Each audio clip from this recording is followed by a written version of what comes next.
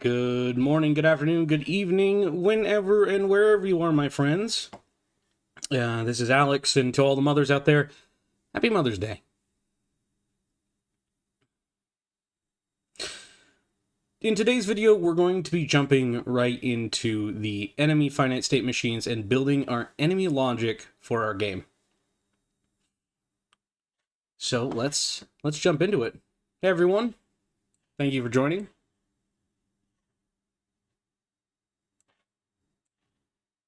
Let me just push out this information to Twitter and other social media platforms, and we'll get going. Let's see here.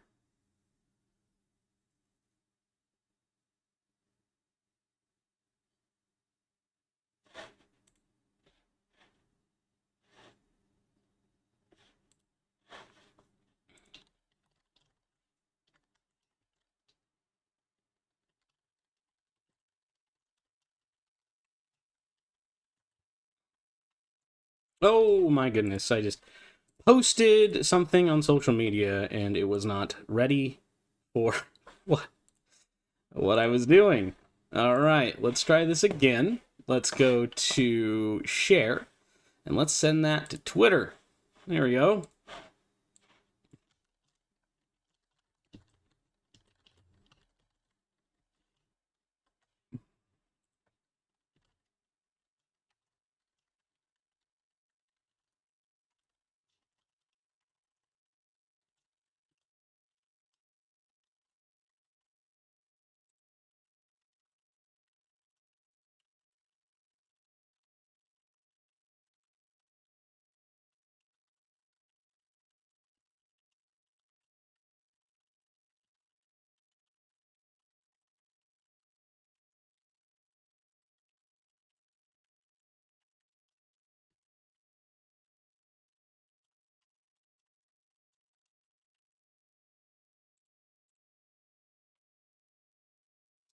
All right. Okay. All right. I think that is it, perhaps. Perhaps not. Let me make sure that everything is in place.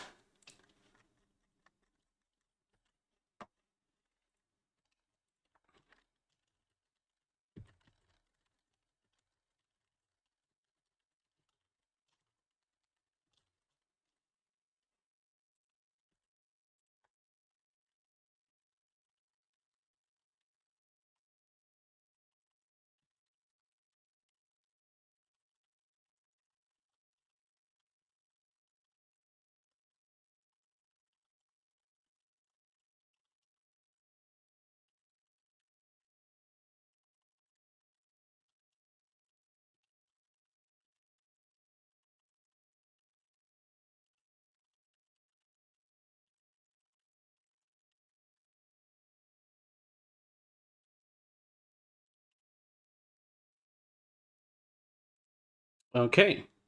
All right. All done. All done. Got that out of the way. Usually I'm on mute when I do that in the morning, but today is a little bit different. So let's get into it.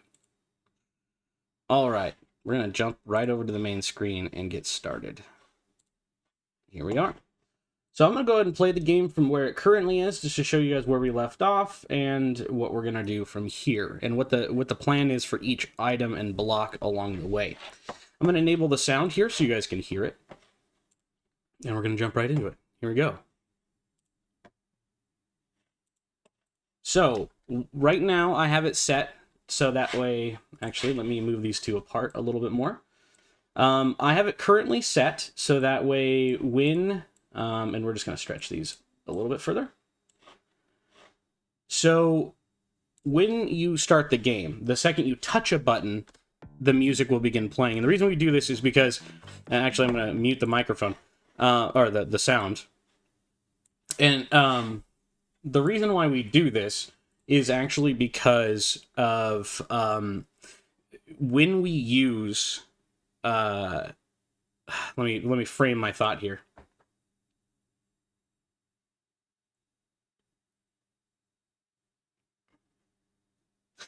The reason why we use a key input when we first start is because of browsers. Yeah.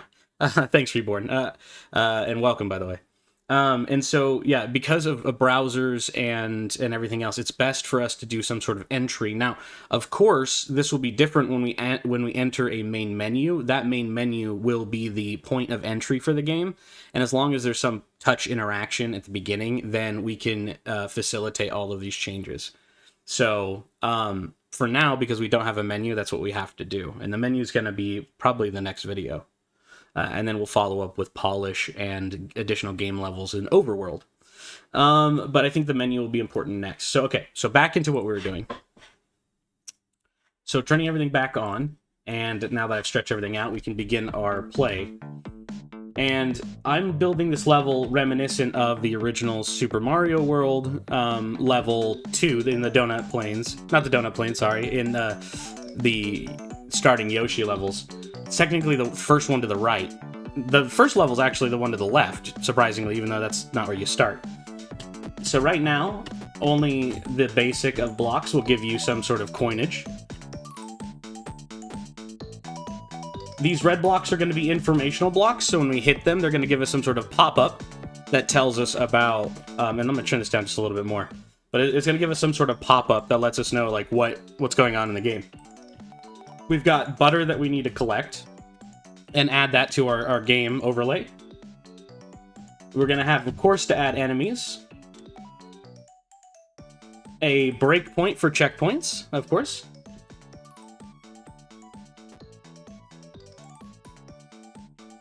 We have our climbables already.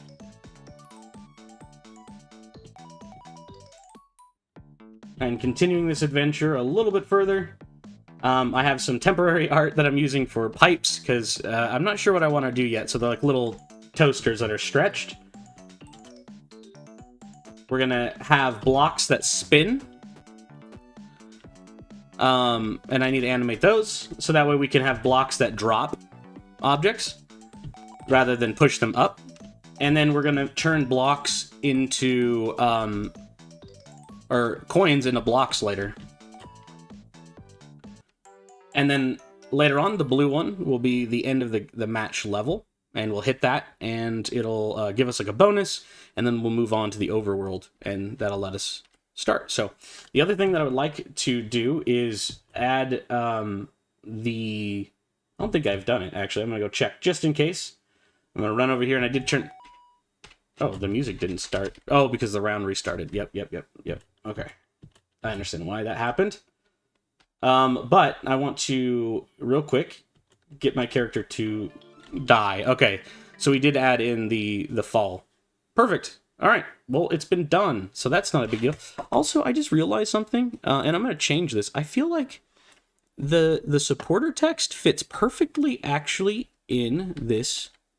Watch this. You're going to see a change on your screen, but I just had an idea because I was looking at my... streaming platform, but boom, there we go. Now the text for the support me on Ko-Fi is like in an appropriate place on Windows, and that way it doesn't like float and cut off what I'm doing. So that's kind of neat. I didn't think about that until now. Handy. All right, so let's continue with what I was doing. So the beginning of the AI, I've learned a lot over the last year training and learning how to do AI. And I finally come down to some conclusions and ways that I think make very functional AI. So, we are going to start by adding in an object, and actually I think now would be a good time to open up our scene and add an enemy tab. I think this is just a good way to begin with everything we're doing. And technically... speaking, enemy could be an object, so object, enemy. Oh, that's collision. Enemy, perfect. And now we're going to create a new sprite, and we're going to start adding in our first enemy. And I want our first enemy to be the red apple. They're going to be the equivalent of the red turtle in Mario. So let's get rolling on that one. So we're going to do red apple. And we're going to do mob underscore red apple. Red apple. I'm using different case methods. The C method here with the capitals. Hungarian? I can't remember the format. Anyways, we're going to add some animations. We're going to add our idle. We've got quite a few animations, actually. So we're going to have an idle, a move, a hurt idle, hurt 2, and dead. We're going to add these sprites by going to Super Toast World, sprites, apple, red, and we're going to start with the idle sprite, which is right here. And I think what we're going to do is organize this while I'm in here. So we're going to do idle. I know it's like an extra step. Some people are going to be like, Alex, why is it so organized? But I don't like having so many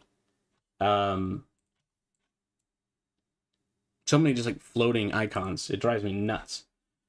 We'll do run, and I'll rename that too. We got fly and stomped, and so stomped is like my first one. We have like a hurt and then a stomped, which is like hurt 2. So, but we're gonna start with idle because that's what we said, and we're gonna put it back to a 0.1 on the animation loop for idle, and that will put it at the same speed as our player, and we can watch it. There we go. And even if we wanted to, you could slow that down a little bit more. I think that's actually probably a good one. It seems like that might be a good little idle method. So maybe we'll go. Let's see what 9 looks like. One more time to 10. I feel like 10's a little fast for this guy. I think 8 is what we're gonna go with. So a little bit slower than the player. The player is kind of a main feature, so we want to make sure that that player is looking good. We're gonna go into red again and select our runs. This one should be pretty fast too. This one we might be able to pull it off with a 0.1. Let's see it. Oh, it needs to be a loop. Don't forget that. Looping, if it only plays once, there we go. I think that's a good movement. All right. And then we're going to add hurt. Oh, yeah, I mean, I already... Oh, Alex. All right. We're going to add a hurt. And we're going to add that now, and that's just the hurt. That's hurt idle. I guess it's just stomp. We play stomped twice, don't we? All right. We're gonna add the stomped. So this is what happens one time when you get jumped on. They're gonna get squished, and then they're gonna transition into a hurt idle state, and then they're gonna explode. So this is actually, we don't need hurt 2. It's hurt idle, and then dead. And then we're also going to add a... No, that's actually fine. No, that's fine. Okay. Nope. Cancel. Don't do that, please. No! Ah! Give me a minute to just remorse over what I've just done to myself. Ah.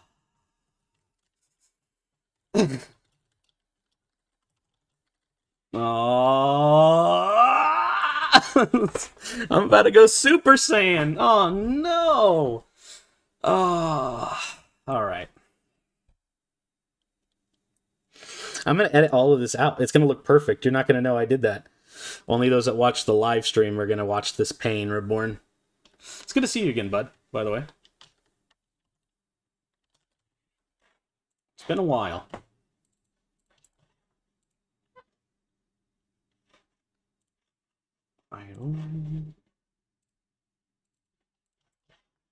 What have you been up to?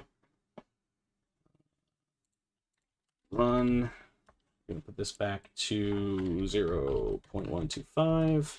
This one to 0.1. I'm going to add the stomped sprite this time. Add animation. and dead.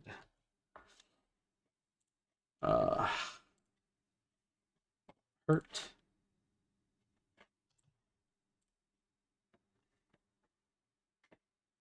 Stomped. And dead is, or no, it's hurt.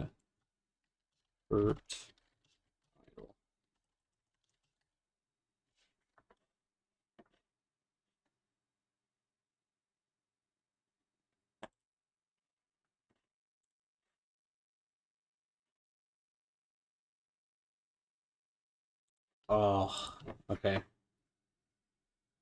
Let's see. I didn't do that. Was the stomped idle, and I think this is actually stomped idle. Yeah. All right, we're going to change that to 1 as well. There we go. And this is actually hurt idle, and then this is stomped.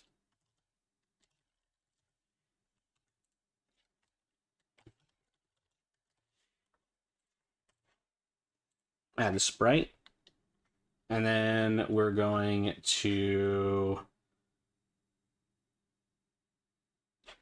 set up stomped. All right. So we have stomped, hurt, and then the death animation. Oh, stop it, Alex, please. Please stop adding new content. You don't need that. Add a sprite. And then we'll do the dead, which is a little bit different. And also, so because we're doing a death animation, the character's going to do their death, and then we're going to deploy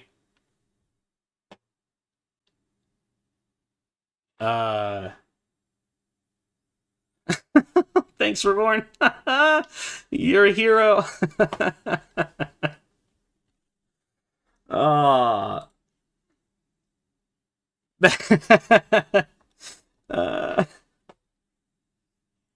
That'd be funny. Yeah.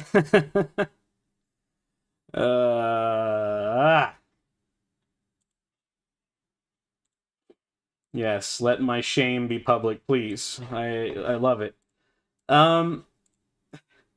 We actually have in our tile set, we have a particle, and one of our particles, oh, maybe it's not in particle. Where did I put it? Corner bottom blocks, slope sides, tops. Where is it? I didn't even know you can clip things. How did you do that? That's a thing?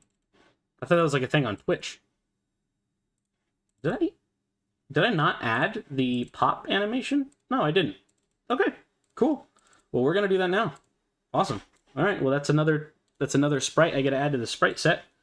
I forgot to add that. So let's go ahead and pop this open, and we're gonna look for our actual death animation, which we're gonna need to put the purple on for a minute so we can find it.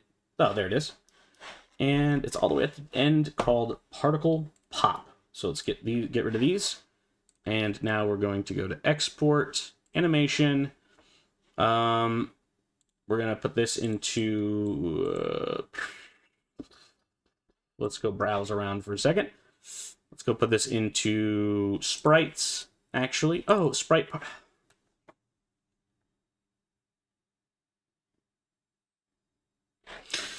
It's already in there.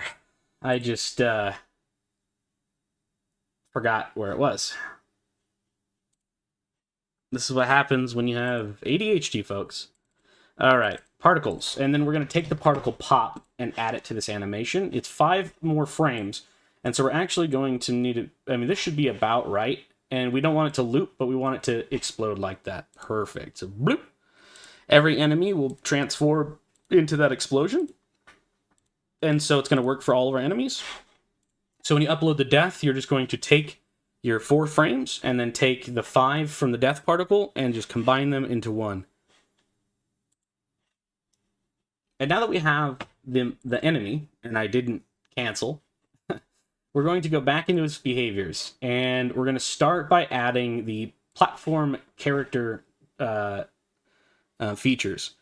And we're going to start with, let's see, the jump speed. They don't need a jump speed because they're not going to jump. Their fall speed needs to be the same as the player, which I think is 600. They have no climbing speed, there's no grab tolerance. Their acceleration needs to be roughly 150, and their deacceleration 150, and the max speed will be 150. So that means that at any point here, they're just moving at their base speed. There's no wind up, there's no deacceleration, it's instant, which is good for enemies. And we're going to add another, we're going to minimize the platformer object, and we're going to add another behavior. And the secondary behavior that we're going to add is the 3D flip feature.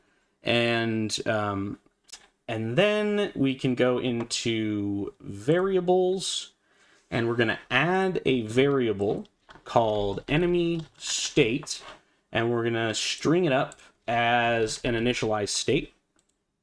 Yeah, we'll start with an initialized state. So every time they spawn into the game, we'll start them in a initialized state, and then we will work towards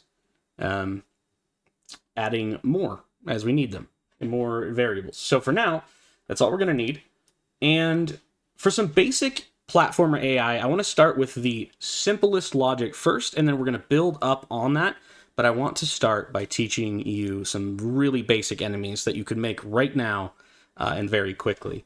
So what we're going to do inside of our enemy area, we're just going to add a new object, and we're going to have this be a sprite.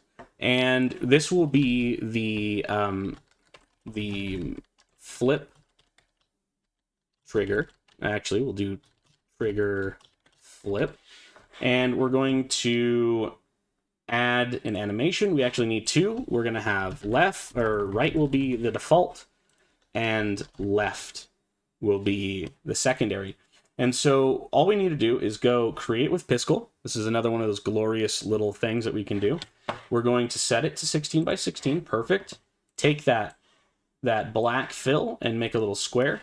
And then what we're going to do is we're going to use, let's say, blue for right. And all we're going to do is, after filling it full of blue, we're going to draw a line in here and make a little arrow. Okay? You're not going to ever see this in the game, but this will help you visualize what you're doing, so that we have the right direction. So if they hit this, they'll flip around and go to the right, and then if they hit the other one, they'll flip around and go to the left. It's a very easy patrolling enemy that has no other logic other than moving left and right, which is kind of like a Goomba in Mario. They just kind of move until they bump into something or fall out of the map. So they're kind of dumb, and this is perfect for dumb characters. So what we can do is make sure that the enemy isn't moving until it's like close enough to the player at a certain distance. So then as we get close to it, it's actually moving and not starting to move as soon as it falls on the screen. And that's kind of how they do it in Mario. There's a few screen techniques to make sure that enemies aren't just roaming constantly. So we're going to save this, and then we're going to do the exact same thing again. Oops, we're going to make sure that it's 16 by 16, and I did not, and I can tell you that it's not 16 by 16. Where are you? Resize. 16 by 16, resize it, perfect. And we're just actually going to fill this back in, go back to our rectangle tool, and we'll make the other one yellow, maybe. That should be fine. We'll fill it full of this, take our pen tool, go back to black, and again, do the exact same thing we just did. It doesn't have to be perfect, just some sort of visual cue to let you know what's going on as a developer. All right. So, now that we've done that, we can add that trigger to our game. So I'm going to add the trigger, and then I'm going to change, using the properties panel, the animation of this object. So we have a left, or a right flip, and a left flip. And we can just check what animation it is to decide what the enemy is going to do. So very basic AI, we can add our enemy in here, and we're going to start them right here. And what they're going to do is, when they touch this, they're going to flip and continuously move in the other direction. Hey, Riley. Welcome, welcome. Thanks for joining us. Okay, so let's get started with our enemy finite state machine. And we have so much else going on in our game already that it makes the most sense for us to begin with a event group. And we're going to, and actually I'm going to take the debug one because I just like this darker blue color. in general. And we're going to call this enemy manager.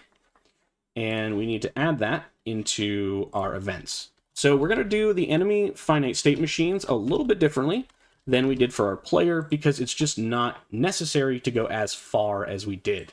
We can do this reasonably with not as much code. And so we're going to go to enemy manager and begin our game scene, tie it into our game scene. What we're going to do from here is add another event group, and let's see here. Actually, that last one was fine. I didn't need to do that. Okay, for this one, we're going to enemy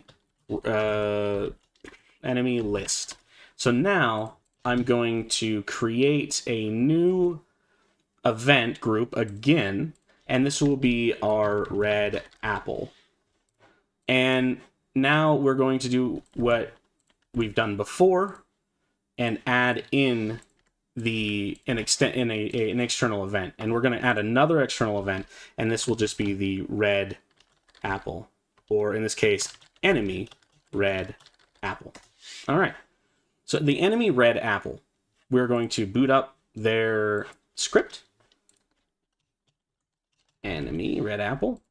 And we're going to do all of its custom logic right here. However, we want some basic enemy logic above it. So before we go into and start coding exactly what the red apple will be, there's going to be some consistencies between all of our monsters, all of our enemies.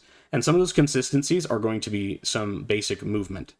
And I want to touch on a topic that I myself have, it took me a while to understand truly how to use the for each object variable inside of Gdevelop.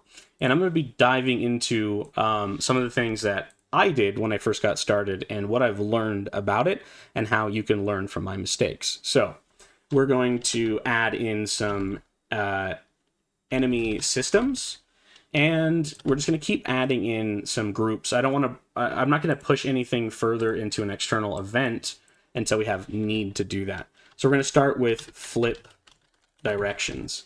And so whenever the enemy is flipped in a particular way, we just want them to move in that way. So we could do, so what I used to try to do is go into here and add a for each object, this event will be repeated. This is really important that we really understand the words here, because most beginners think that this is going to trigger for every single enemy. And in a way, it does sometimes. But what happens here is that you really need to understand first what instances are in Gdevelop. So in Gdevelop, every object we add to the game is an instance. So we have a scene objects list here, but every time we bring something into the game, and even if it's the same thing, even a duplicate of something, it has another instance ID, right? Meaning that there is more than, it's just assigned an ID by the system itself. It's just an instance within the game. The game doesn't necessarily differentiate any of these instances. It just says it is an instance. Start counting an instance. So imagine a array, which is an infinitely counting object that you can store things in. Every time a new instance appears, it's added to the Gdevelop's array of instances. And so this might be instance number 55, this might be instance number 150, it doesn't really matter, okay? So, but you need to understand that for each object means we're counting the number of instances there are of an object and then repeating it that many times. So what that means is, and I'm going to draw this maybe for those who need a visual example. So what ends up happening is if you use the method that I was just talking about and you don't plan ahead here, is this my apple? Hello? Okay. We're going to count these apples real quick as instances. When you use the for each object, you're saying count this number of times and repeat my task that many times. And so what happens is you say, these objects, I want you to do something. It counts how many of them you have, and it repeats the action that many times, but not for each specific one, for all of them. And so what ends up happening is you pass through, if you try to do it the way that I'm explaining, that I was with the for each object, if you don't do it the right way, and handle the differences, it will immediately try and initialize this for every one of them. So one more example, something that is similar to this, that I could explain that might make sense as well, to you, hopefully, is that we have a client, right? You have a client, and you have a server. And, well, you have more than one client. And so we generally, and when we're playing a multiplayer game, we have a machine, which is your client, that takes all of your data and sends it to the server. The server processes it and sends it back to every instance of a client to let them know what's going on. So servers don't render things like graphics, right? That's all client-side information. But what we need to know in the server is where you are, what you're doing, and and then anytime you like defeat a monster, you say, hey, I fought this monster for this much. The server validates that, and then they get the server issues the client the reward. Say, pass the player loot. And then the server's keeping track of what loot you should have. And the reason they do that is to make sure that players don't cheat and say, hey, I changed my coding to say that I should have this item. This is why we don't give players the ability to to interact with the server beyond their basic level of control. So in the same way, these for each object is like a client. For each one, we're counting them and asking the server to bring back this information this number of times. And it will then reach out and do that. And so these ones come in as one request, and it repeats for each one that number of times. So if you say, hey, for each instance, whoops, I went too far. For each instance of apple that I have, red apple guy, for each instance that I have of that enemy, I'm going to move this over. Hello, move over, please. For each instance of enemy, which would be for each count, we could say random, let's say we're playing a top-down game that isn't a platformer, and we want our character to do multiple actions. Let's go from idle to move to something else.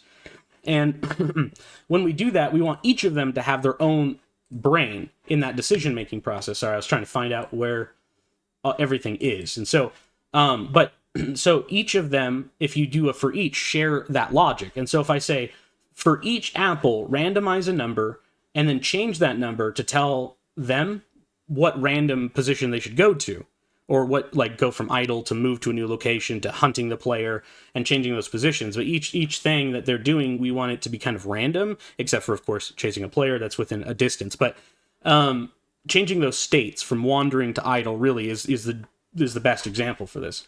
So instead, we gave our object a variable. Now this is important because in Gdevelop, when we go over to your instances, we can see that the enemy instance, it's an instance variable. And this means that we can change it per individual object. Now, if I changed it in here, it would change it for all of them that are starting when I drag them into the scene. This is whatever their default value is. And inside of Gdevelop, I can even change that by saying idle, for example, right? So now this instance is in the idle condition, and these two are still in initialize. And that's a really, really important concept to understand and digest in Gdevelop, because it's the foundation of making enemies do what you want them to do. So we're going to only use the for each enemy for very specific tasks.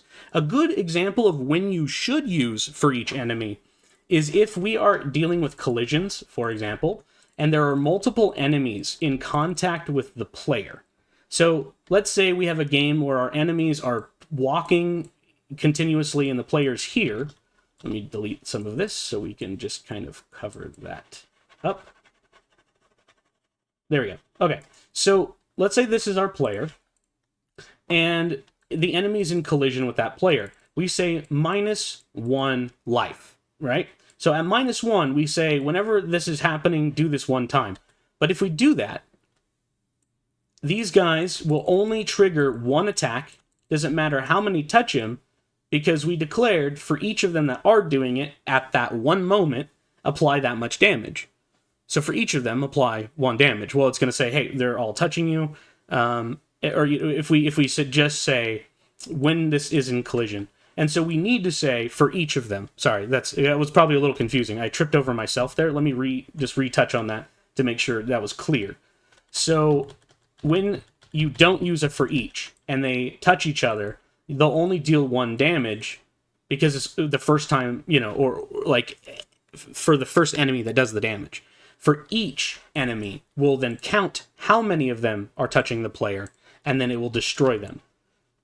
And then we can do things like when enemy is dead, delete the enemy, and that's all we need to say, because it is looking at the instance of our enemy to decide if it's dead. Right? When they are KO'd, blah. So that would be a great example of when you should use a for each, and we're going to do some of that today. So let's jump into it. No more explanation. Let's get the apple moving. So right out of the gate, we have a initialize state that we need to start programming our enemy from. So what we're going to do is do the flip directions. If the enemy is facing left, move left. If it's facing right, move right. So all we have to do is go into the mod red apple, and this would specifically target just the apple, but we're going to start utilizing groups like we did with the terrain. So going back into our game, go to our game global groups, and if you don't have groups open, it's this stack of boxes here. We're going to rename our group, and we're going to call this enemies.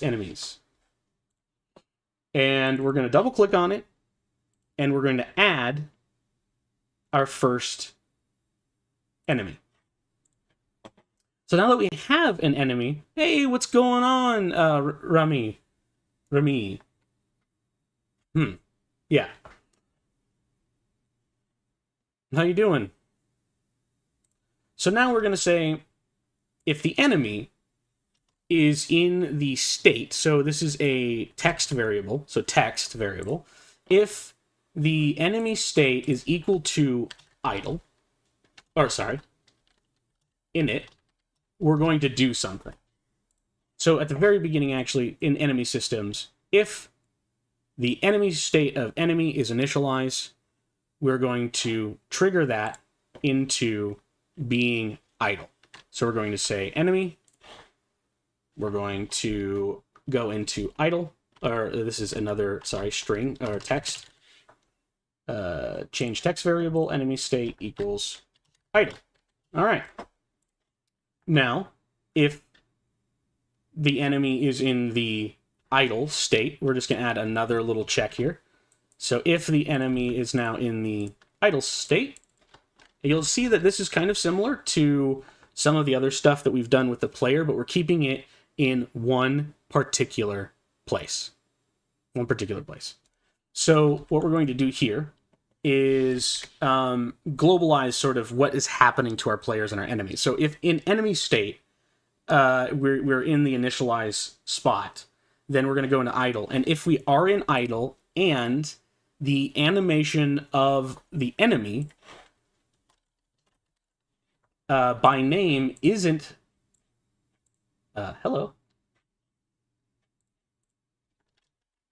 isn't idle, so we're going to invert that. So if the animation of enemies does not equal idle, does not with the flip, we inverted it, then we're going to set the animation to idle. So enemies, animation, by name, and because we can't define group objects like how do I explain that? When we add something to a group object, it allows us to access the combined behaviors and other systems that might be attached to all the children, but we can't target each individual child and their sub factors all at the same time. So what we have to do is use text expressions instead and just write it manually to what we want. And it will digest this and it will work. So now we're going to start our game and go look at our enemy. So if the enemy was initialized, then he should be idling. Let's go validate that that's true and fix any bugs that might come up. So let's move our player over. And now we can see he's idling, because that's the second animation. Or like that would be the second loop. And now that I'm thinking about it, I did make a goof, because there wouldn't be a way to tell if it's actually idle without... I know it's working, but in case it isn't, this is how we would debug it. We're going to add a new square. Hello? Can we not do this right now? Grab the right one, Alex. Move it to the top. And we're going to do this one as init. So what I want to do is just add a sprite that is something from the red apple that I can use as a base just to tell that it's idling. So we're going to use part of the kicked animation, which you guys haven't seen yet. But we've got one frame going on there, and it's going to look a little different. So now if I launch this and we move back over to where we were, if he's idling, we now know it works. Because the first animation is always what will be run first in Gdevelop. So we know that's working. Now, what happens if I duplicate this and duplicate it again? Will it work? That's the question, right? Because we don't have any for each enemy. We're running basic logic in our enemy system right now. Will this work? Do we need a for each enemy that's an idle do this? Let's find out. So as we move in our game and we come back over here, we can see that each of these enemies are doing this at their own speed. Each of them, as you can see, has started their animation at a different point. And let me go ahead and mute this for you guys so you're not getting blinded or deafened. Blinded? Oh, Alex. If you guys can tell, I'm very tired. But each of these are at their own movement pace, and that effectively shows us that the code is running. But that means, right, on a fundamental level, while we're programming, we need to consider this constantly, or we're going to break the script, okay? So now that we have the enemy basics, and so we're gonna kind of come up here, we're gonna create another event group just to organize this, and we're gonna change it to, actually I want to go over here and copy this, hello, edit, and we're gonna take this color code, and I'm gonna move it over into my enemy management, just because I like that for an initialized color. You can do whatever you want, it's irrelevant. And we're just gonna do initialize enemy state machines, and that'll just be this section here. So we're initializing the enemy. And now once we've initialized it, we want to start doing the basic systems. And so we're going to do flip directions, and then we're also going to do movement. And now you'll have to decide this for yourself, depending on what style of game you're doing and how many other factors that we need to take into consideration for whether you're making like a Metroidvania style platformer and you need your enemies to be more finite. Then you can start breaking it down by going into the enemy list and into their individual finite state machines to give them more fine control. But again, if you do that here, you're going to need to move the movement scripts, just like we did from player, into each of them. But our game is going to be pretty simple, and we shouldn't need those factors. So all of our enemies, when they touch a block, should turn around, and we can just start by making that a universal concept for all of our enemies, and that's what we've done. And so now we want to put in the actual flip. So when the enemy is in collision and is in collision with we're going to go to our trigger flip, and we're going to copy this twice. And then we're going to add another condition that says, if the trigger flip animation by name is right, then we're going to do this. And if it's left, we're going to do this. Pretty simple. So if it's in collision with right, we're going to do flip left. And if it is in the left flip, do flip right. So very simple. We're just going to go back to enemies, and because we added that 3D flip, it's right here as a behavior. So we can say flip the object, and we're going to say flip the object to a side, and we're going to start by reversing it and we're going to do it in 150 milliseconds. And so what happens here is, and I know that maybe some of these numbers may sound arbitrary for you. I used it to like, these work for me, and I like that flip at that speed. You can change it if you wish. And we're going to duplicate it, and all we're going to say is change reverse side to no. So if we hit the left side, we are flipping, but we're flipping back to the original direction, which is facing right. And when we touch the right one, we flip left. And that's all we've said here. And so now, if they're in collision with this, they're going to do that. And if we do it good enough, they'll do it immediately. And because there is no double reverse side, we're saying reverse it to the side over this much time, this will have already happened. They can't flip again. So it doesn't matter if they're continuously colliding or not. We shouldn't need do this one time, because we want to do this every time an enemy touches it, every one of the enemies that touch it. So we're just going to leave it open without any triggers. And then when we do our movement, this is pretty straightforward too. When the player is flipped now, or so the enemy is flipped, so we can say when the enemy is flipped and when the enemy isn't flipped. So we're just going to flip that around, right? So when the enemy isn't flipped, we're doing this, and when it is flipped, we're doing that. So if it is flipped, we need to go to our enemy, and we need to go into our simulate, and we're going to simulate the left key press. And then we're going to move that and do the right key press. Okay? So if they're facing right, go right, and then flip around, and then go left, and then flip around, and keep doing that. And so now, if we move our player over, we should see that they ran off. Hello? Guys?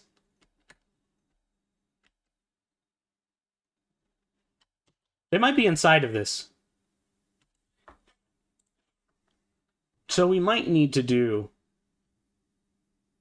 a trigger once. Let me think about this. In my head, I just got to scratch for a minute. So if the enemy is flipped, simulate the left press. And if they're not flipped, simulate the right press. Okay.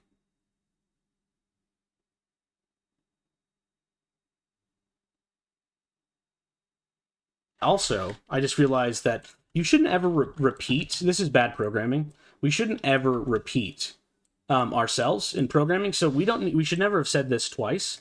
We should have done this. So when they are in collision, we're going to trigger this once, and it's going to flip. So it should do this. If I did this right, let me make sure that I understand what I'm talking about. I don't know where those guys are going. So what we're going to do is find out by moving our player here right away. We're just going to start the game and see where they go. Oh, they're gone. Okay. So why are you not flipping?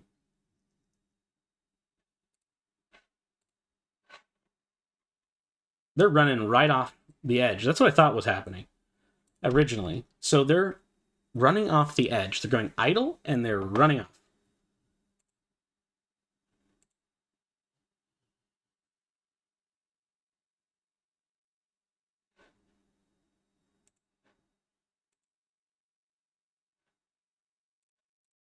Hey, what's going on, Clayton? I don't think separating the objects would do anything, because that's not what's happening. As we see, they're not colliding with the flip left, and instead they're just running. There. And now they hit a point where they can't go anywhere. So they're not flipping as they should.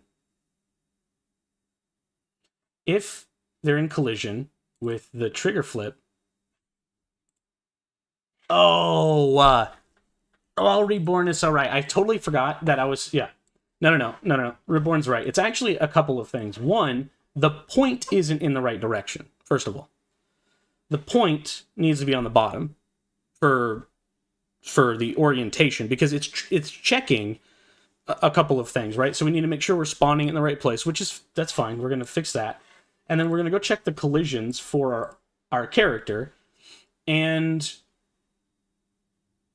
I mean, they're not bad. There should have been more than enough to make that work.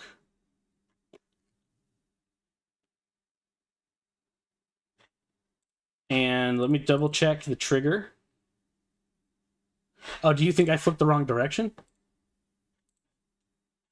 Let's see. If this is the default direction, right? Right is the default direction. So if the enemy is in collision with the trigger and the animation of the trigger is right, flip enemies to the reverse side, yes. If the animation is left, flip enemy to the reverse side, no. Yeah.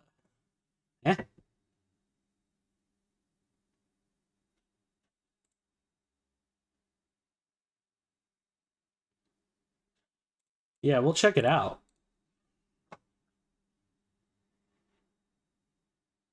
No, that didn't work. So there is an issue with the collision happening here. If the enemy is in collision with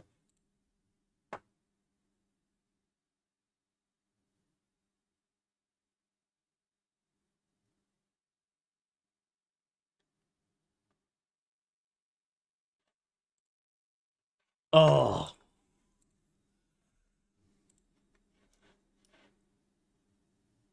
Wait, what? That yellow one is the left, not right. Oh, I see. I see. You are absolutely right. You are absolutely right. I confused my own self. Yep. So it actually should be this, but this, I mean, it should be this. Yeah, you're right. I got what you're saying. Let me look at this again. If it is left, then we need to reverse yes. Though, right? Because left facing arrow. It's just a trigger flip, right? So if we're looking at it, the left one right now, animation 1 is left. So this is the left one. So if left is true and the enemy collides with it, didn't I just do that? If trigger left is true, reverse the enemy, yes. If it's right, don't reverse the enemy. That should work. But it didn't. Oh, they did. It's just not fast enough. My acceleration and deacceleration is faster. What? I thought I fixed that with the... Okay, anyways. Whatever. So here we go. Yeah, do as I do at the end, not as I say at the beginning. Okay, so let me take a drink of water here. Actually, that's not water, though, soda. Clearly, you guys heard it go. So let's. Oh yeah, the deacceleration needs to be way faster. Okay, so I actually think these guys are moving far too fast, anyways. So we're gonna actually make our the fastest that we can do, like 80. No, let's see. We'll do a max speed of 100. Acceleration is 50, and deacceleration should be like 500.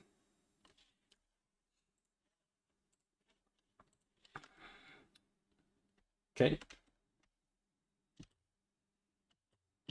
All right. So they are moving super fast still. And we're going to continue to work on this until we get the max speed right. We're going to do max speed. These guys should not be flying through the map. So we're just going to set the max acceleration and max speed down and have them flip in accordance to that policy. Now they are still sliding a little bit there. And okay, so the reason why we put the point, however, the reason why we move the point of our enemy down to the bottom has a lot to do with the flipping of the object. The origin point is where they flip. Now, if I had flipped the object from over here, it would flip really funny. It would flip here on the edge. We wanted it to flip in the middle of where the enemy actually is. And so to do that as well, I want to make sure that it's truly, the origin is in the center, which it truly is. Because 8.5 is true center, because there's no, if it's even, there can't be a true middle, but we can use fractions or decimals, so we can do that here. And now if I put these guys all in a line, right? Let's make a few of them. Let's see what happens here.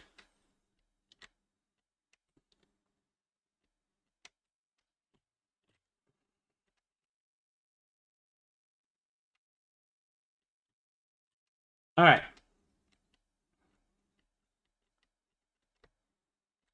Woo! And so now these turtles specifically, or like, you know, in Mario, will never fall off the edge. But what's cool about this is we can actually also do some extra, we're going to do some extra collisions. We're going to do some extra checking. So another behavior that we want to add to this, is we want to go to our, it's not a behavior, sorry. Another thing that we want to program into this is to go into our points. We're going to add a new point, and we're going to call that point,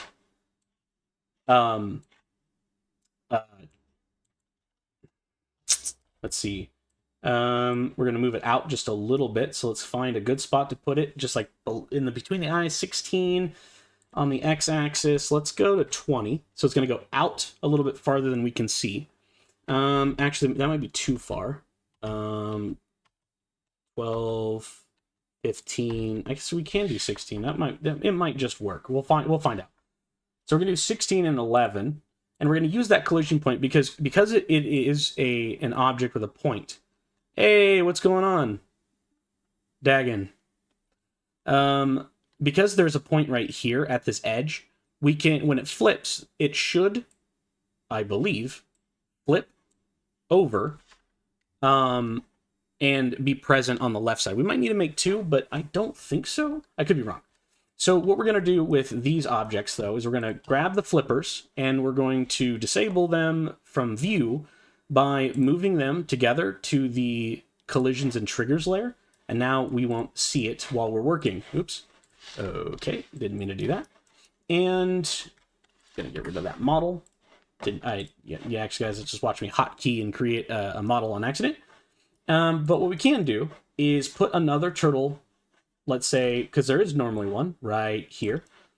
And just to bring that fully to life, what I want to do is change this up just a little bit. And with that point that we just added, we're going to go back into our enemy manager and do another flip. And we're going to copy this, paste it. It's going to look just a little bit different, though. So if the enemy point is inside of an object, and the point, so we can go enemy, the point is inside the position of the point. Let's see. Actually, we can start it here. Point inside object. We want the object enemy.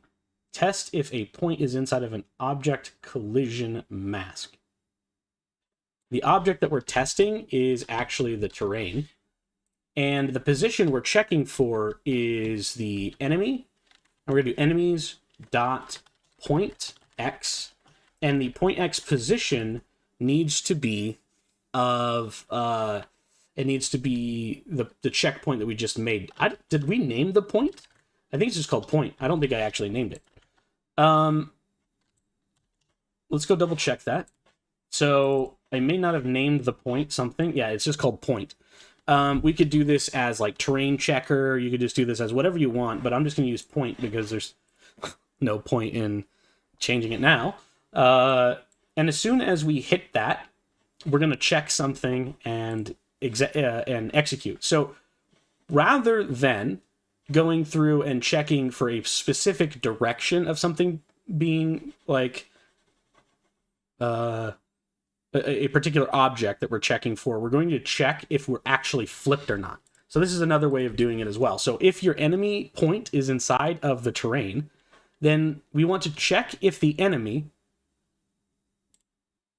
Yeah, I'm on, I was going to say I'm on point, but maybe too many puns. Right. 2 for 2. We're actually going to check if the enemy of the apple is flipped. And if it is flipped, flip it again. So if it is flipped, which means it's on the reverse side, flip to the non-reverse side. And if it isn't flipped, reverse it. So it's kind of the same thing that we just did above, but we're doing it the other way. So every time it's inside of the terrain, if it's flipped, flip it. If it's not flipped, don't flip it. And what happens? If it's flipped, go left. If it's not flipped, go right. And so now, what's going to happen is these guys will still do their task. This guy is going to continue to move.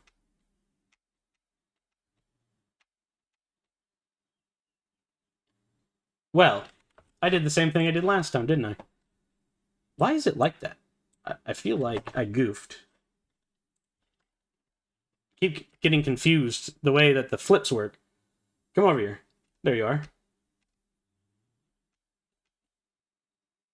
Why is there 3? Who's this guy? Where's it coming from? Wait a minute.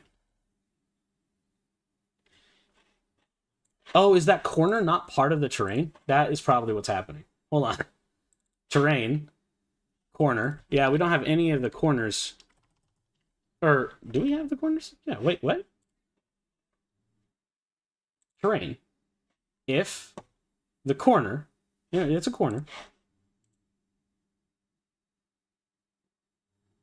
Let me look at this one more time. Let's make sure this is working. If enemies.point x point x y point, is it capitalized? We have to check all these things because sometimes it is. So if this is inside of or in collision with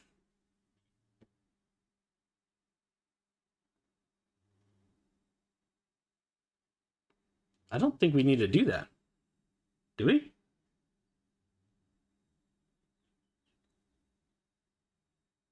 I wouldn't imagine so. Because it's not working at all right now, right? So if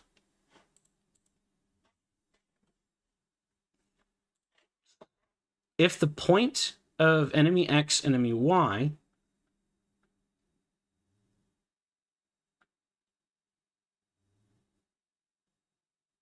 why would that be the case, Reborn? Because here, it doesn't do that. Here, it's the same thing. Like, when an enemy is in collision with a trigger object, I don't think that is the case. I could be wrong. Because not one of them is flipping. Not a single one. And... oh, there is a guy over here. What's up, Mick? Mick Mosh, welcome. Because it's an expression. Yes, that would make sense. That's a good point. I hadn't considered that point. Mm-hmm. Right. So, Reborn made a really good point. Because we're using a text expression, we do need to define this as if the enemy isn't flipped, reverse to the flip side. So we would need to add a for each enemy, because this is one of those objects where we do need to target them individually and repeat this for each time this happens, effectively. What is this? Oh, more. I'm getting notifications from followers. Hey, thanks for the follows, guys. Appreciate it. For each instance of enemy, do this junk.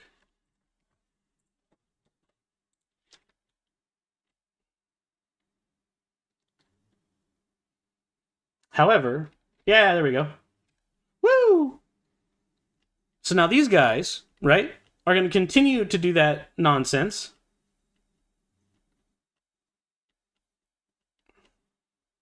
And he's going to go on forever. We're going to follow him, because I think it's hilarious. All the way, buddy. You can do it. I believe in you.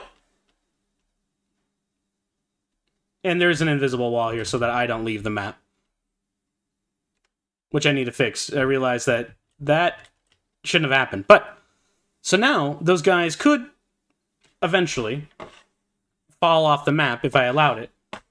And that's kind of how Goombas work and stuff in Mario. So we're kind of doing a blend here because we're mixing up some genres and we're going to make it a little bit different. And what I want to do here as well is we're going to flip this back to no. So now that is working.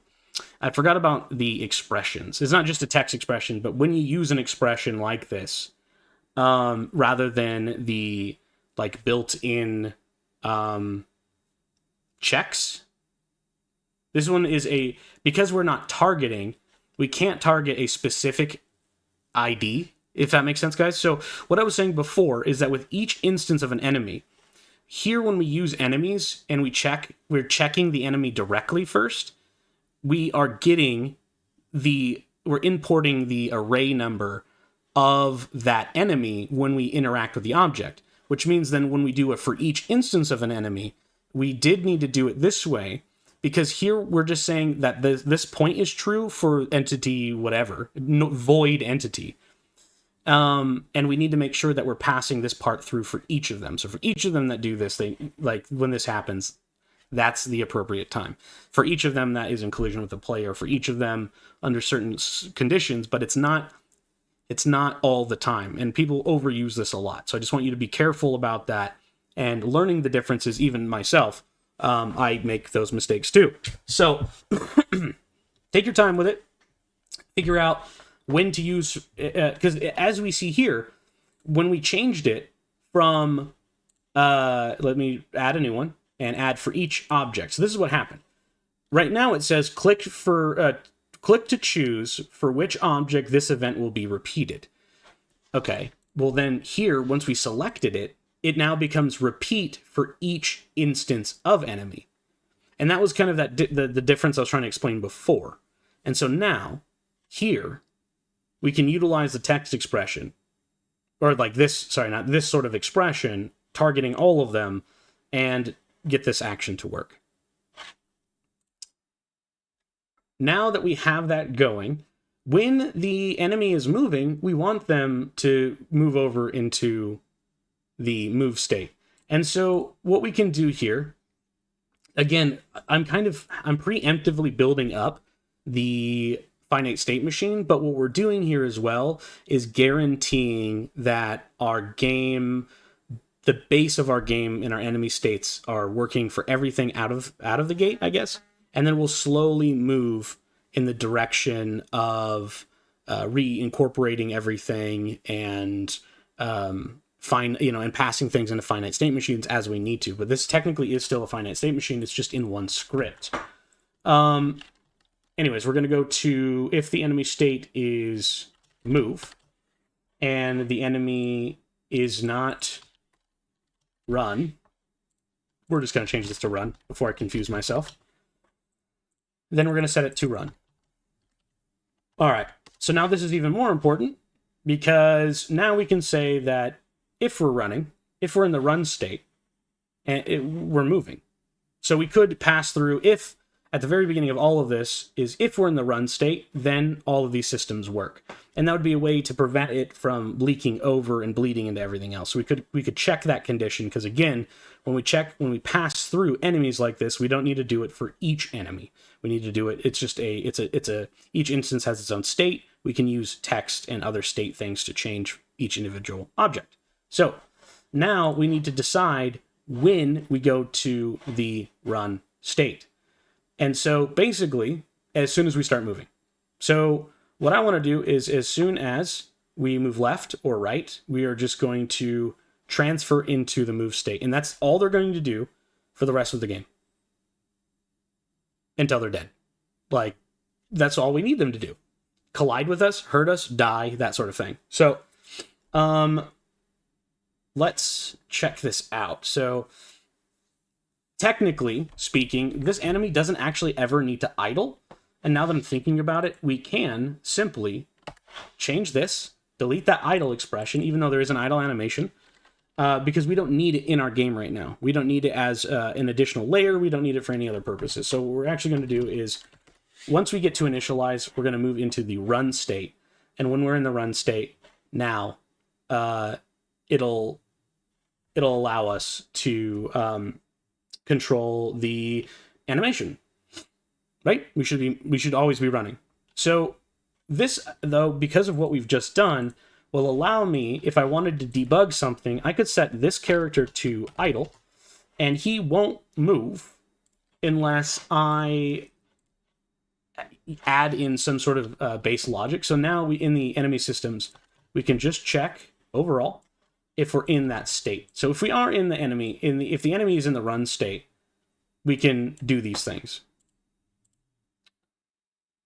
And that will prevent us outside of that from accessing those movements. And that's all they're going to do. That other guy is going to flip around and start moving our direction, but the first one is going to be right there. Because he's stuck in a idle format, and again, there is no idle animation. So if I did return the idle, so if we are in the idle state, then we want to return back to idle, or like return the animation of idle if we're not already idling. And what this allows us to do is just add that element of texture where it's still standing still, even though it has no code logic, because now it's idling. It's not going to move around until we allow it to leave. But for now, that's good enough. And I want that apple to stay there. So we're just going to do that. And now we can go into the specific things for the red apple. And that's what we could do into the enemy list. But I think that in enemy systems, I still want more to happen. More universal behavior. So the other universal behavior is going to be a jump script, not a jump script, a interaction for when the player jumps on them. So like a stomped. We're going to start animating and changing the character's logic. So when the enemy is in the run state and the player jumps on their head, we're going to do something. So we're going to go back into this, and we're going to say stomped, stomped. I don't know. Stomped. So if the this is kind of like a player-centric sort of thing, but because it involves the enemies, we're just going to keep it. This is like when an enemy interacts with this. So while they're running, if the toast player, the bottom box, the bounding box bottom position, my dyslexia, is equal to, give me a second here.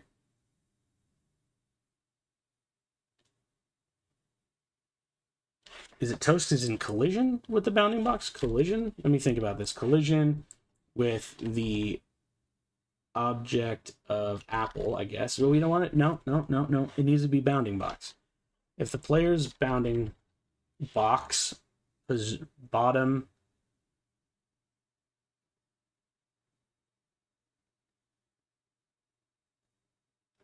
actually I didn't, because there's a couple of ways I could do this, and I'm thinking in my head. So an easy way is exactly what Reborn just said. We can add the point underneath our object, and we can check, and also we have that point already. We have a point. We have a player point, the same thing, right? So we can actually check on the player if that point reaches the object. We collide with it, then do something. That would probably be the easiest way to do it. What I was considering is in Gdevelop, there's something called a bounding box. And it's an invisible box that no matter what, the sprite fits inside of that. And it has a top and bottom. And so what I was going to check is if the player's bottom box entered the top box, then trigger the object. But there is actually a difference of size of objects. So we're actually going to use what Reborn just said because, one, it is simple. And two, it just makes sense.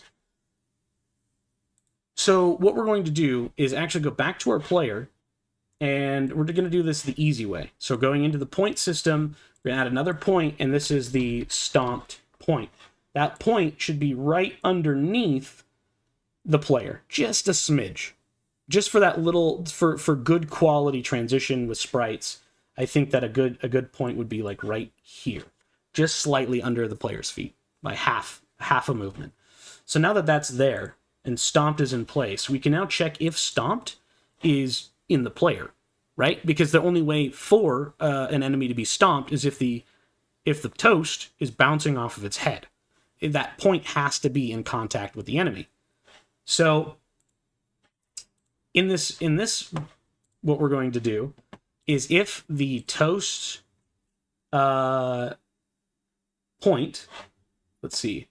So if the toast's point is inside, nope. We need to start with enemies, right? No, mob, apple. Let me think about this. If the player, this is the object we're going to target.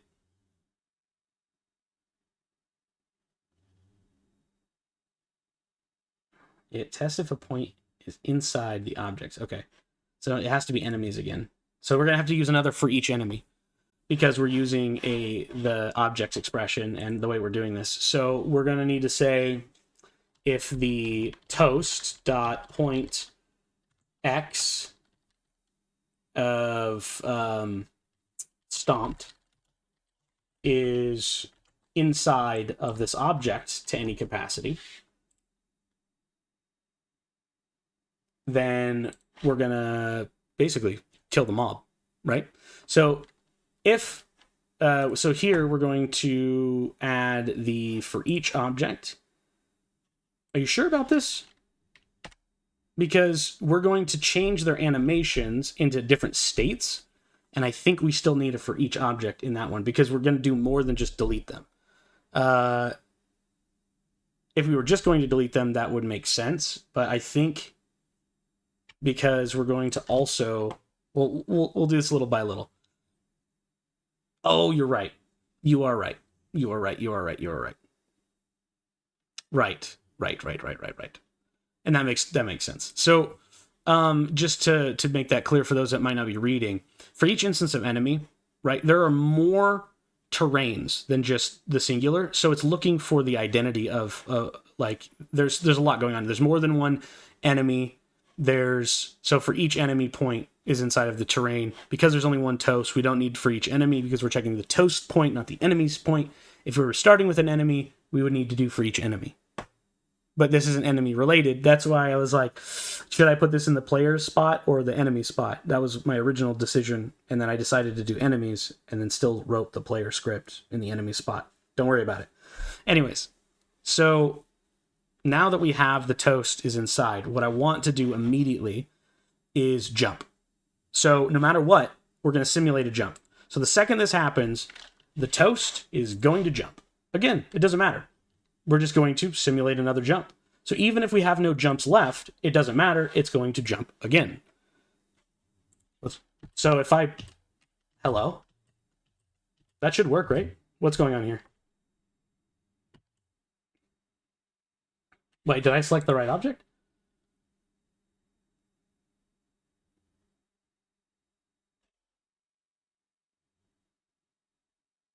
Oh! Yeah. And also, I tucked it underneath the running. So I'm going to move this up because this should not just be when they're running. This is all the time. So what we can do is just add the stomped feature outside of the enemy run state. And so we're going to do enemy states actually over here, and we're going to move the run state into the states. Now, enemy systems are things now that are like outside of that. So if we're inside and we can allow jumping again, so allow jumping again, simulate the jump key. We have to do that in order or it won't work. And there we go. Boop, boop, boop. So boink, boink, boink, boink, boink, boink, boink, boink. That works pretty good.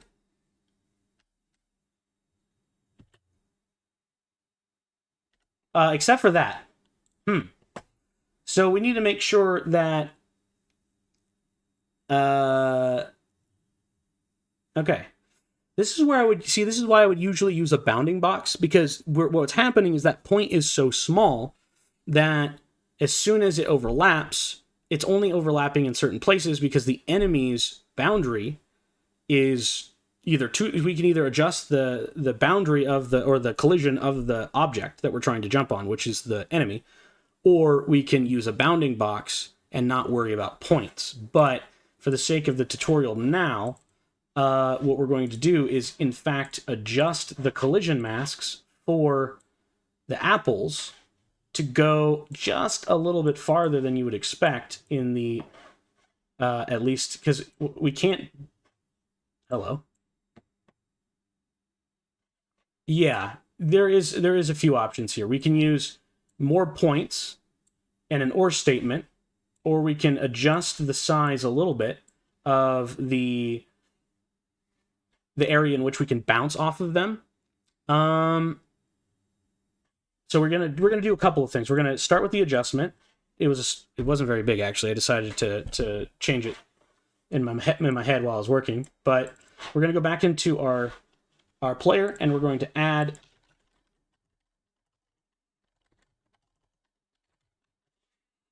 another point. We're going to add it right underneath the player's other foot, and we're going to add another point, and we're going to manually move it as well below to the other point. So now we have more variety in where we can bounce off of an enemy, and we need to go back into our enemy manager, and we're going to add an or statement. There it is. And it basically, if one of these conditions are true, and we're just going to change this to stomped 2 and stomped 3. And now, if any of those are inside of the enemy, we're going to allow the player to jump again. And with those adjustments, we should now infinitely, more or less, be able to jump off these guys and not take any damage from them. So if we're colliding with them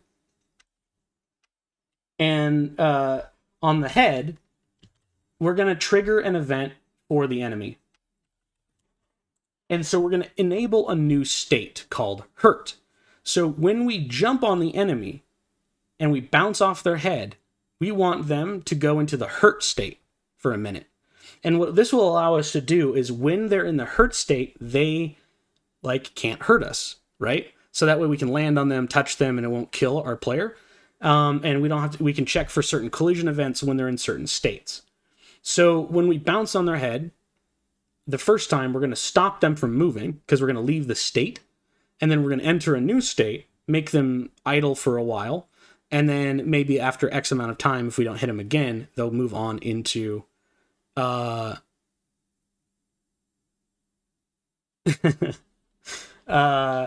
so what we're going to do here is we're going to change. So after this happens, we're going to change the enemy that we're touching's animation and their text state. So we're going to change the enemy text state to hurt, actually stomped,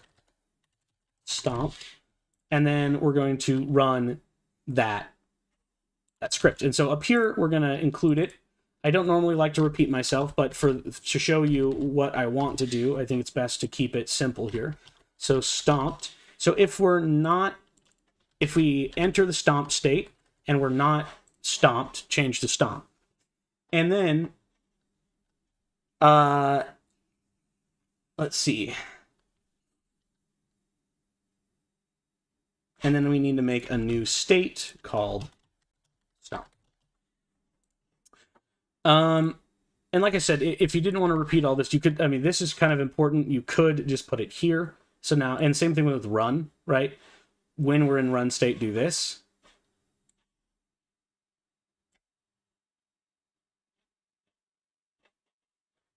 And then that just kind of organizes that a little bit more. So we're starting to see that our finite state machines are starting to come together. So we have multiple finite state machines running.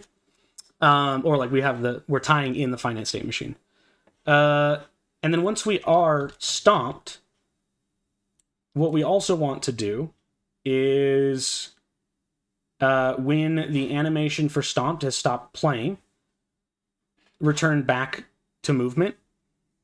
And we're going to add some other features in, like we're going to have a counter. Oh, thank you. You're right. So what I did, because now we don't need to, we already are calling this. We don't need to check it again inside of the script. We don't need to run it twice. We're already checking it, and we want to keep iterating over that over and over and over again. So what we can do to make this a little bit more clean is add another event group, and animation can be what that is all about. And then we can copy that, paste it here, and then swap out the run for the stomped. And so we're getting through each part of what's happening here. And of course, because I like to way over organize, because I am super OCD sometimes. Let's do run. I just like to be able to close things down, as I don't want to look at them. So now, when we enter the stomp state,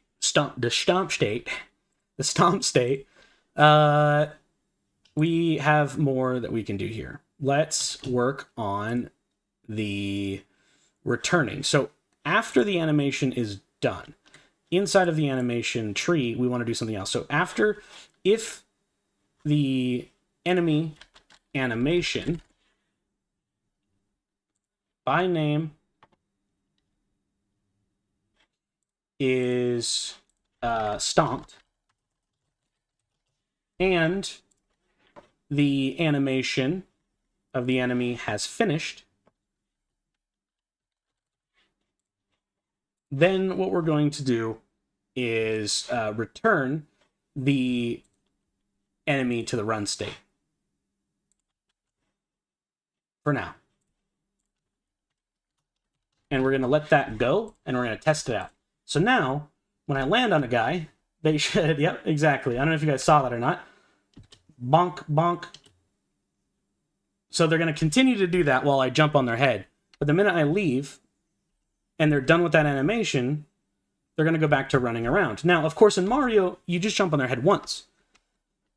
But I want my game to be a little bit different.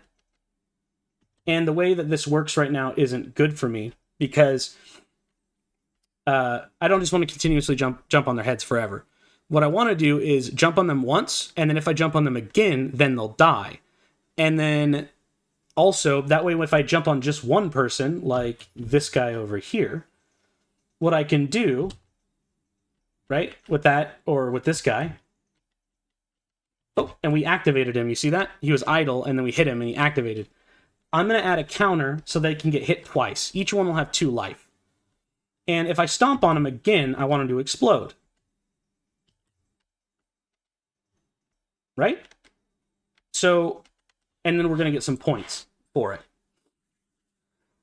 And so, when we're in the stomped animation, we want to damage our player, or our enemy. We're going to go to our enemy, and we're going to add a behavior, shrink this down, shrink that down, add a behavior, and we're going to call it health. This just counts for life points. The starting life is 2, and the maximum life is 2. There's a 0.25 second cooldown, so I don't like double tap on accident, because we need to make sure that it triggers once every time I do it, but we don't want it to count immediately as soon as I do it. And I know that this got a little bit of a ticker, so maybe a 0.2 millisecond delay. And then that's it. We don't need any armor or anything, so we can just say that, and we're going to hit apply. So now each one of them, we're using a variable inside of the game engine, a behavior that's going to keep track of the life for us. So when we bounce on their head, let's go into our enemy manager, and once we stomp on their head, if as soon as we do that and they enter the stomp state, right here, actually we're just going to do it right here, we're going to deal some damage. So as they enter the stomp state, trigger this once, because we don't want this continuously run. We want this to run one time when they enter the state. And the next time they enter the state, because they're leaving and coming back into it, it'll trigger one more time. because immediately we want to deal damage to them. And then so we're going to enemy, and then we're going to apply damage. We're going to damage them with 1. At any point in time in the enemy system, if they die, so we're going to go to enemy systems, go down into event group, and we're going to say dies, or is dead. We can start building that script here. So if the enemy is dead, we want to do a couple of things. When the enemy is dead, we want to trigger the death animation. So we're going to trigger enemies equals dead, death, explosion. What did I name it? Death.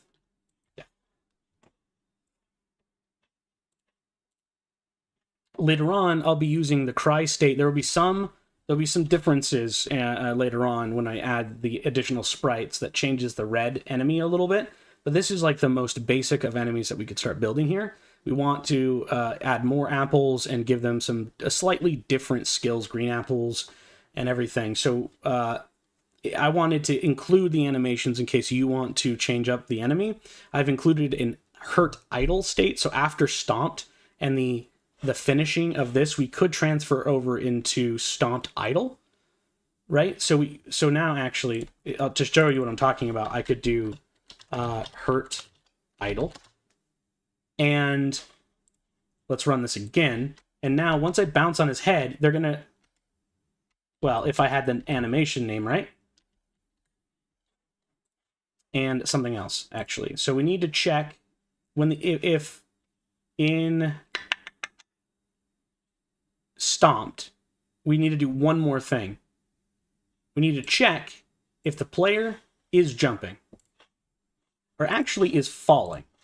So if the player is falling and any of this works, then we can hurt our enemy. Because what just happened was when I jumped, I busted this enemy. So watch this. There. Now it'll work. Let me show you again. Now, actually that wasn't a very good example. Let me try that again. Okay, that one worked. And then if I jump, it didn't count. Jump didn't count. So now it only works while my character is falling. Now what we need to do is double check the title of the hurt idle. And we're going to actually just bring it into... Oh, it's a loop. Yeah, we want it to loop. Stomped is not a loop. That's good.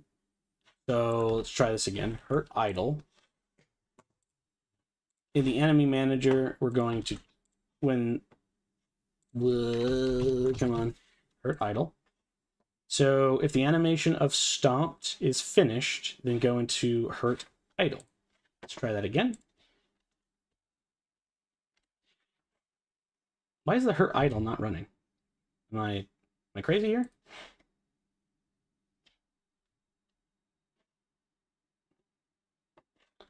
Oh. Well, is dead is taking over because I'm jumping on their head too many times. For one part, that's a problem. When the enemy is stomped, when the animation of enemy is stomped, and the animation is finished. Oh. I think we need to trigger this once while true. Because now, with this added effect, maybe not. What's going on here?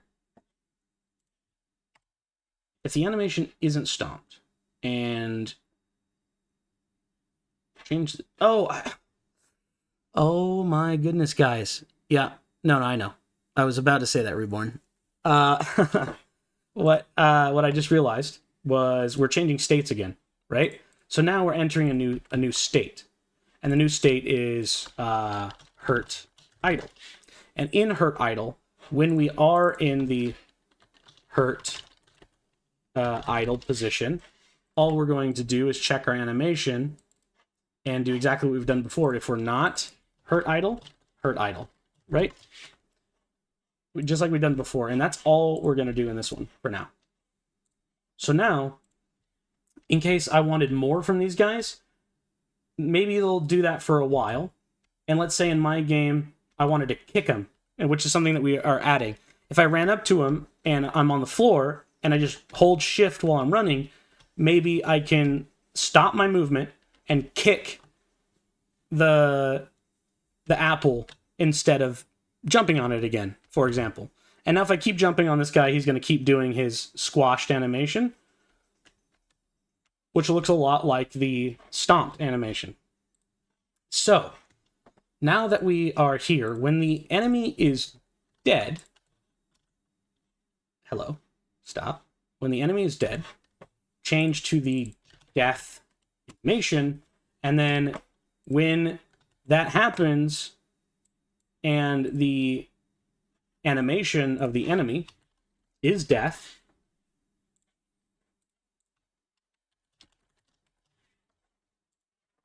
then and it has finished, just like the stomp trigger has, and the animation is finished, delete the object of the enemy. As well as, before we do that, I'm actually going to go back into our game scene, go into our block manager, object manager? Maybe it's in our object manager. It is. We're going to add score to our game. So we're going to go back into our other script, the enemy manager. And before we delete the enemy, we're going to add 10 to our script, and then we're going to delete the enemy. And this way, now we are getting that score into our game as well. So every time we jump on somebody twice, that animation didn't happen the way I thought it would. What did I do? Let me check this again. If the enemy is dead,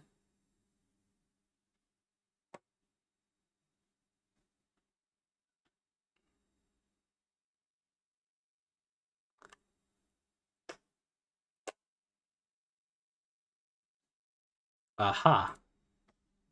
It has to do with us still being in the hurt idle stage. So what we have here is we want to just trigger this once. Only once while true while we're in that state. Because what was happening, or am I wrong? Hello? Why aren't you dead? You should be dead. Why are you not dead? If the enemy is dead, and the animation is death, and the animation is finished, is it not called death? I thought it was. Death. Death. That is the animation I want. If is dead. Oh, it's because we're not returning back to the stomped. Right. Right. Right. So, stomping. Stomping is something that we're going to have to add to each enemy state. So, stomped, if we're in the enemy state and we're stomped, do damage. If... And now the stomped is just going to be an animation change. And then in this part, in hurt, if we're stomped, we're going to do this again. And when we change the enemy state, we're going to apply the damage here. Because I actually want it in each finite state machine. Because some enemies can't be stomped exactly the same way. Or they can't be stomped at all. And so we might need to adjust that as we go. I'm thinking if that is the smartest idea, or if... Let me reconsider this before I do that, actually. Don't follow me yet. If you guys are following along, don't do that. Let me make sure that I consider everything here. So every time we enter the condition, we're going to put ourselves in the stomp state.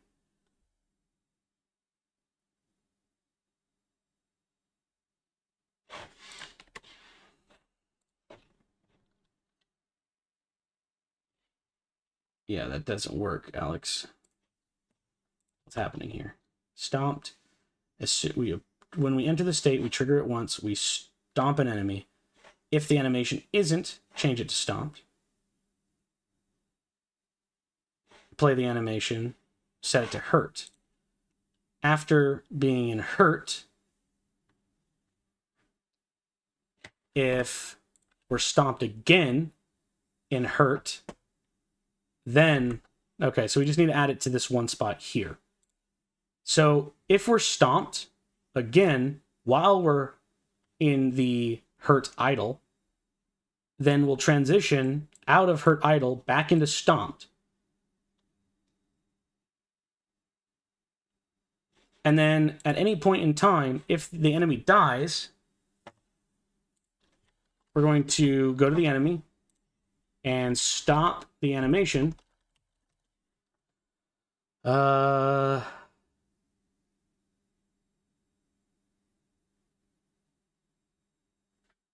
Maybe not.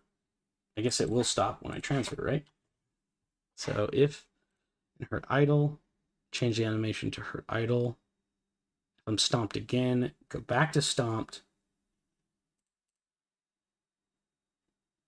And I guess stomped is dead, right? Would be the place, because we can only die if we're in stomped, right? I think. What am I doing wrong here? Let me think. Brain. Because idle, right? Because idle will never end, or the hurt cry.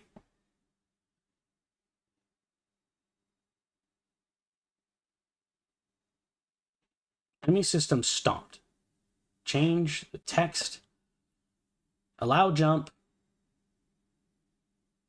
Wait, couldn't I just do the damage? Hold on, Alex. Wait a minute. I got rid of my damage script. Right? Yeah, I did. Hold on. Is that what happened here? We're just going to change every time I stomp on an enemy, we're going to do a point of damage. So, enemy apply damage to an object. 1. My brain is starting to shut down because I'm getting a little tired. I'm hitting my 2-hour screen mark, and that tuckers me out. We're going to apply a point of damage, and we're going to jump. As we do that, we're going to change into the stomp state. If they're dead, do this thing. Let's see what happens. There it goes. Bonk, bonk. Bonk. Okay, so we transitioned back into idle, and that's fine because I wrote that funny.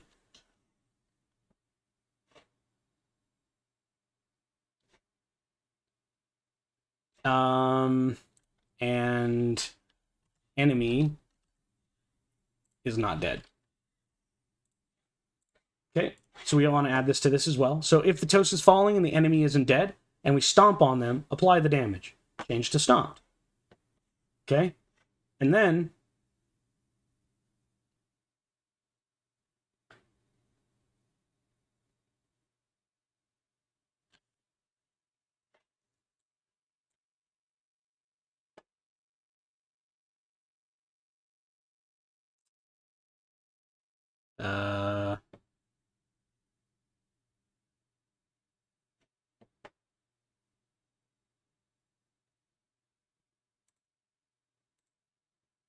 I'm going back to idle, and I am not sure why. What?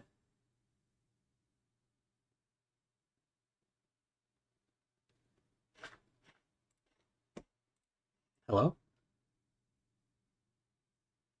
Okay. So when I enter the stomp state... Oh, it's because I'm an idiot. I deleted my stomp state. Oh, my glob. You idiot. Alright. Hold on. I gotta fix this because I'm dumb. So we're gonna copy this.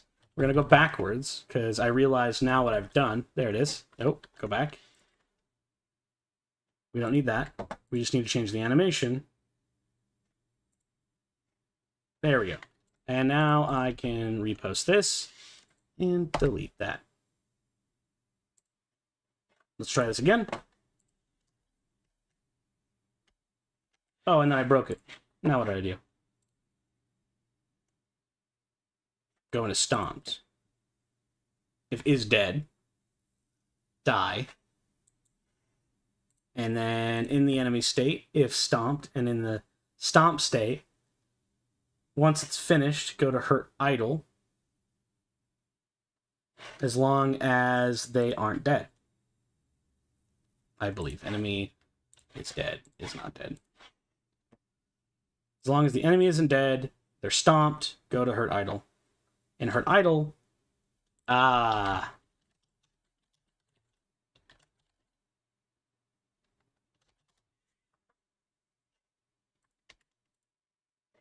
So I need to just go back here. I'm fixing some things that I somehow undid and had to redo. I don't know what I did there or when it happened, but...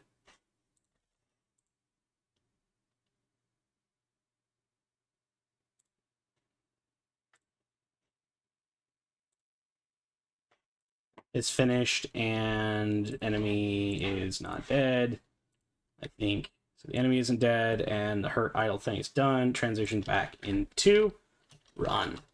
So now, I believe that if I did that right... Oh, no, I still did something wrong. What's going on here? Blink. Blink.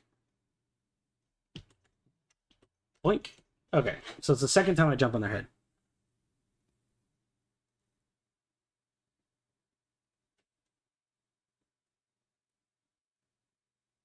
Yeah, Bo, thank you. I've been doing all right. I've been doing all right. So run. Okay, animation. If it isn't run, set it to run. The flip directions are working. Don't need to worry about that. The movement is working. Stomped. If the enemy state is stomped,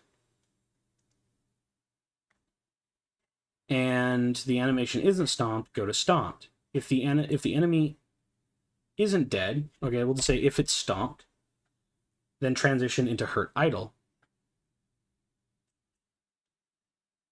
Oh, you're right. Yep. I like having Reborn around. He sees the things that I forget. So, what happened here is that when we are dead, we need to change our state because we're still stuck in the hurt state.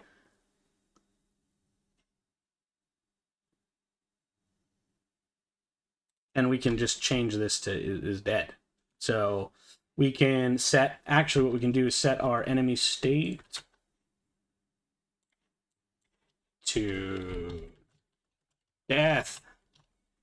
And then change the animation, play the animation, kill the player, I think. Or kill the enemy. There we go. So I must have tapped that guy twice somehow. All right. So, let's take a gander here and see what else we need to do. So we have the basic enemy. It runs, it moves, it jumps on, and it dies like the dirty Goomba it is. Now, my question for myself here is what next do we want to do with this enemy in particular? Is there anything special that you can do with the enemy? And that would go into the red apple area. But actually, I'm going to delete that for now because we haven't organized yet into that spot. So we have stomped is dead. Running, hurt idle. Now, hurt idle will never finish because it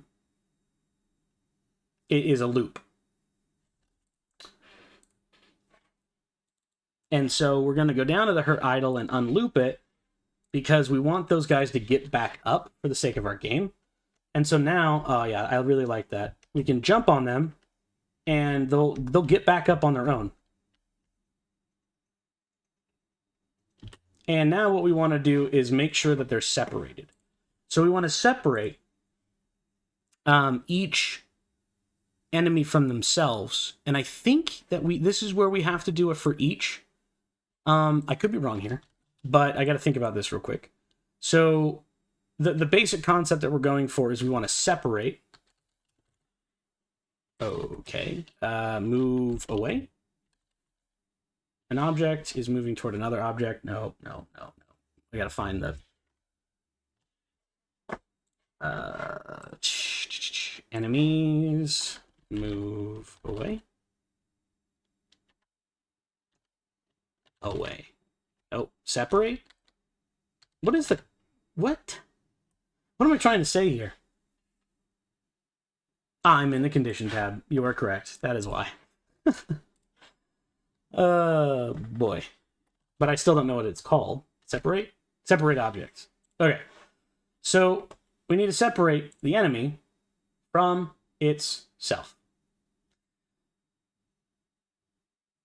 But that doesn't really work. So I'm trying to think, because I don't think you can separate two objects from each other. Oh god. Right.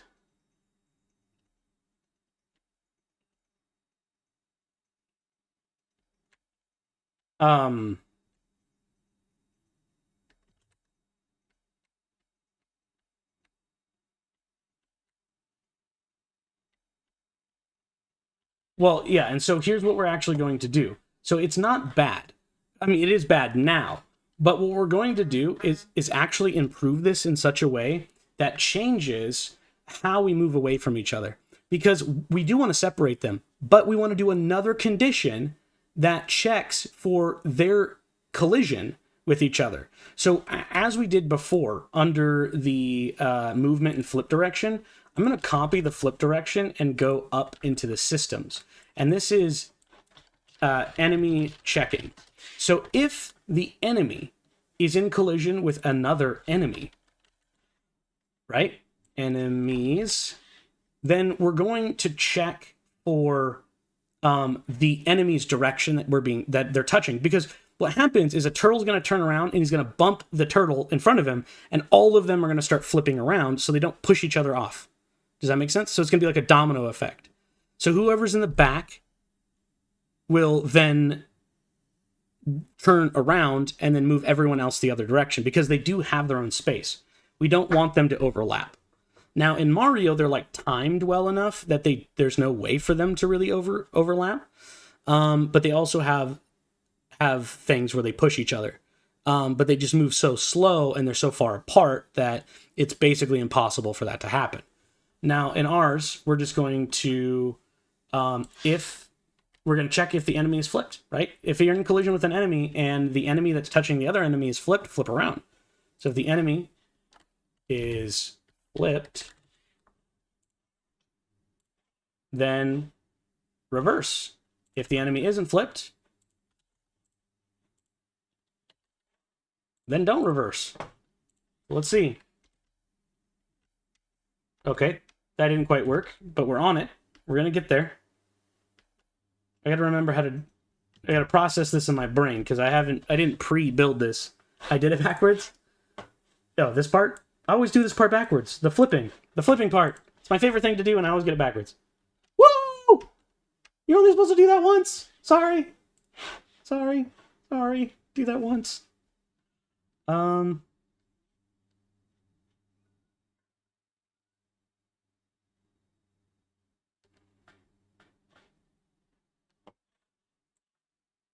Wait, hold on. Where'd it go? Oh. Okay. Yeah, that's what I was going to do.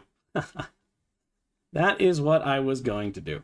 So, what we're going to do instead, because this is in collision in general, so we're going to need to do it for each instance, though, aren't we? Because enemies, there's multiple, right? Because the points, the enemies, for each enemy inside of an enemy flip around.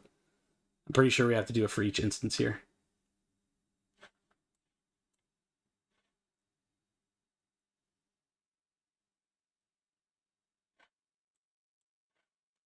And then we're going to try to blend that in. I think this is only going to work for one of them. We're going to have to... Yeah. Okay. So that's not going to work because we're not doing for each of them. So... Yeah. Oops. I want to say that this is true. I could be totally wrong. I hate the for each in this engine, because I get it confused all the time. So for each enemy, enemies inside of an enemy, flip that. So that's not going to ever work.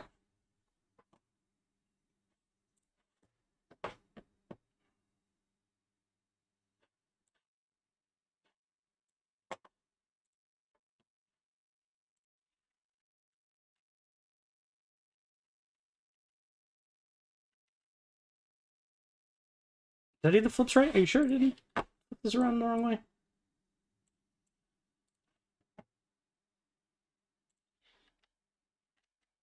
Positive. This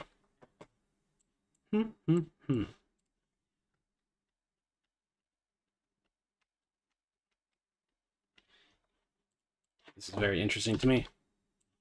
So this needs to be a separate action. Move them away from each other. For each instance of enemy, with the point of enemy is inside of an enemy. And now I need to turn it around. Okay, very good. That should work now. Wait, did I do that right? Yeah.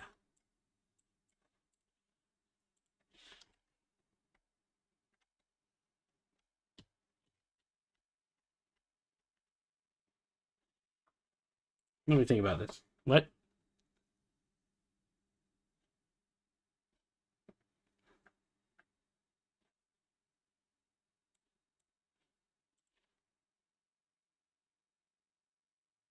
Yeah. That should still be it for each instance. Their deacceleration is too slow? You think so? Like, should I just crank it up to, like, 1,000?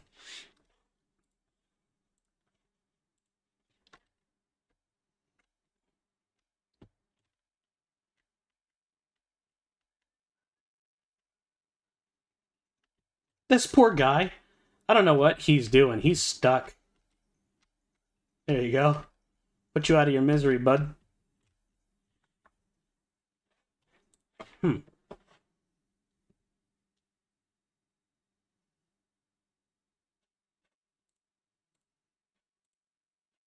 going to can this for now.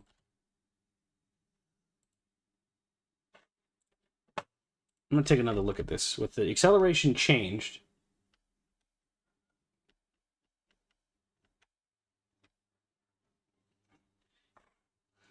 okay, we're going to mess around. They are sliding a lot. So why don't we just make them really snappy?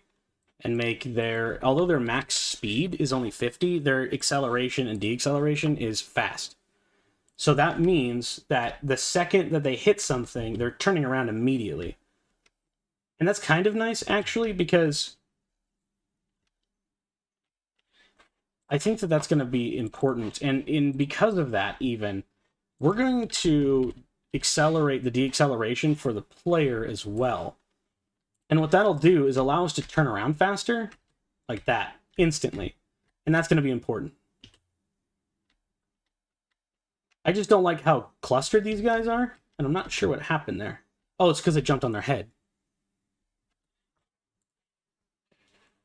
All right, so let's go back into the enemy manager, go back into enemy checking, and if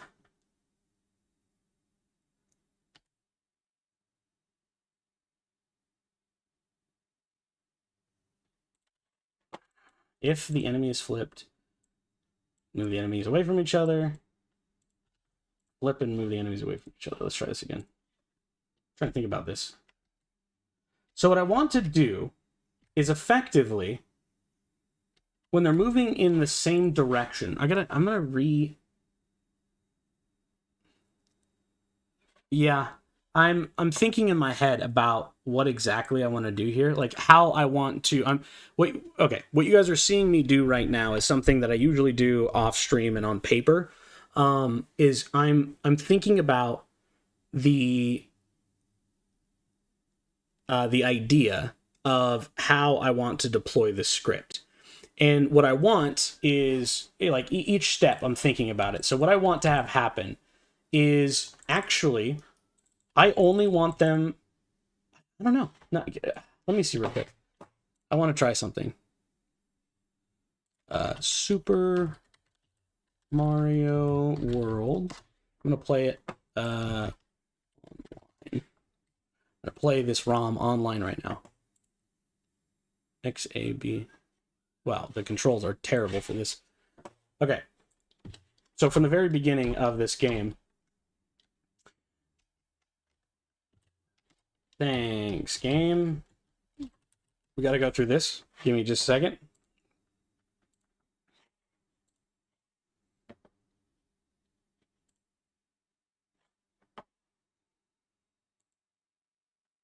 Well, that's we're gonna see if that's true because I don't remember.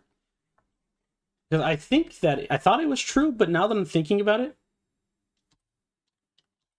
I actually don't know that it is true. Because so right here is gonna be the wait. How do I jump? There it is. All right. So these guys, they're gonna turn around, but how they turn? Oh, they do interact with each other. Those guys are idiots.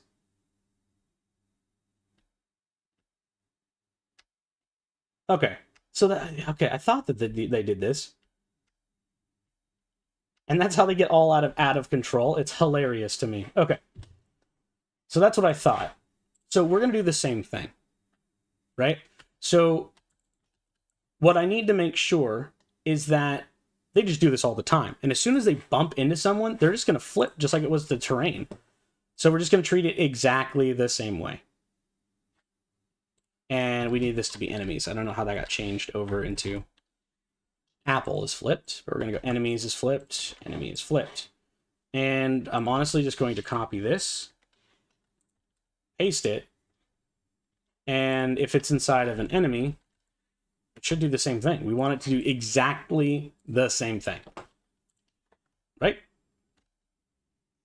But that doesn't work. Why?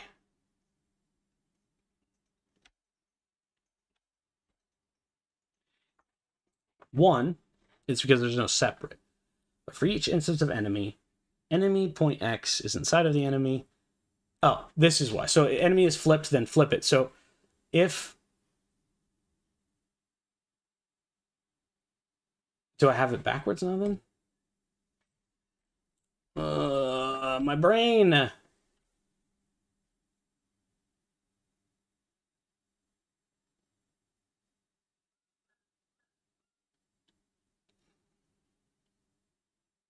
What? In the flip condition, add an or condition with enemy. What do you mean?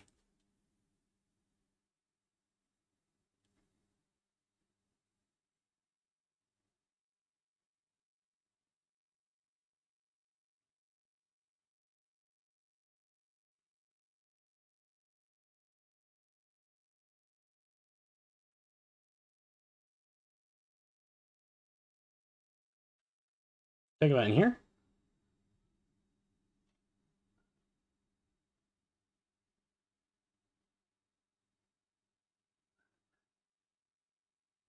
Yeah, of course. Yeah, no, I do have quite a lot here, and we're going to change it down to 2 of them with some distance between them so I can figure out what is... Oh. Excellent. Well done. All right, here we go again.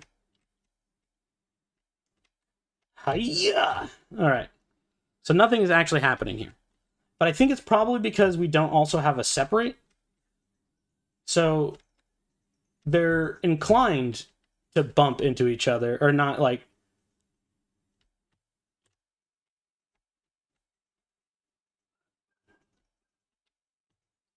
Hmm.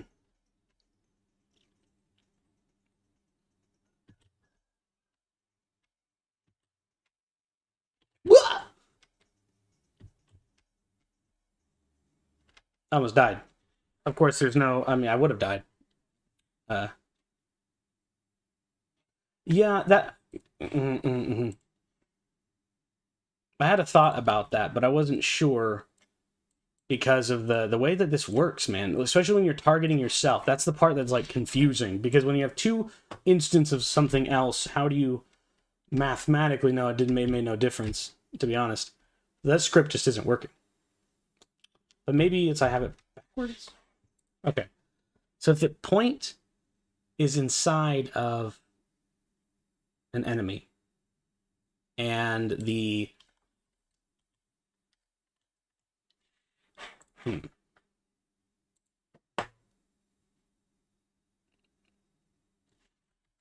just want to try something else. We're just going to separate objects. We're going to separate them from each other, right? Enemies away from enemies. So if they're inside of each other, separate. Start with that. That didn't work at all. So that point doesn't matter. Hold on, flip. I actually am realizing something. No, okay, that point is working the way it should.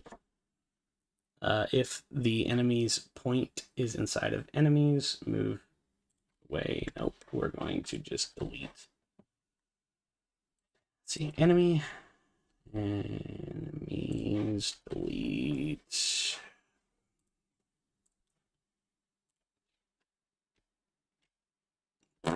No, so the collision isn't checking at all. Why is that not working?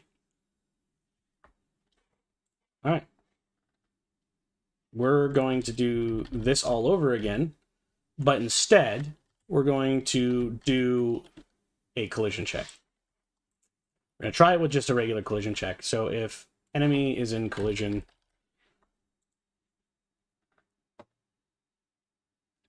no, that's too much. We can do this with less than that. The point is right in front of their mouth. Like, it's definitely not too low. The point is like right here.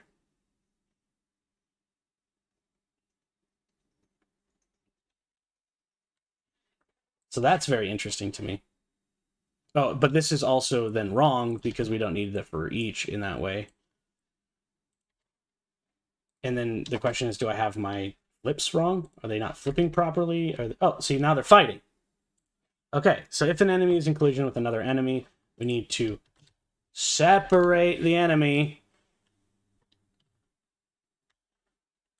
from itself and then fix the problem. So if it's in collision, boys.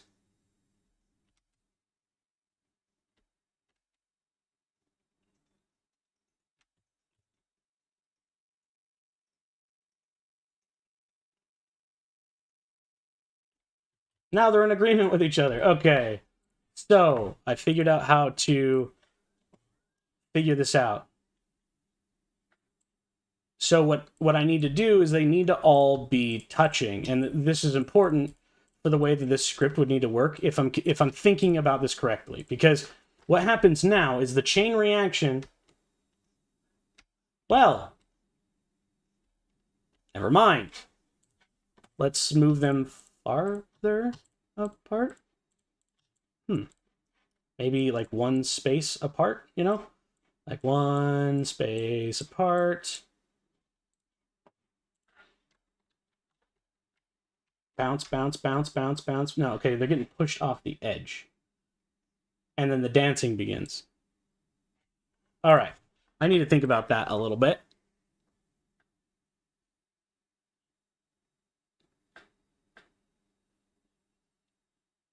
Yeah, the problem is, how does it differentiate between each one of them, right? So, because I'm in my own brain, what I'm struggling with right now is, one, I'm fatigued. Two, I'm trying to think about when an enemy is checking with an enemy, and we're using invisible hitboxes. Here we go. Yeah. Okay. So, if we have an enemy, we could assign them an object that checks for if they're have collided with an enemy. And because if the enemy is flipped, flip the enemy. Because we're checking for each of them, but we don't have one that prioritizes over another. Does that make sense? So now for each enemy that's in collision with an enemy, they're both going to do this. But we would want the engager, the one that is facing the right direction, to then start the process. So now I'm thinking about if the enemy, okay, so if the enemy is flipped and the enemy is then in collision with another enemy, And then we're going to...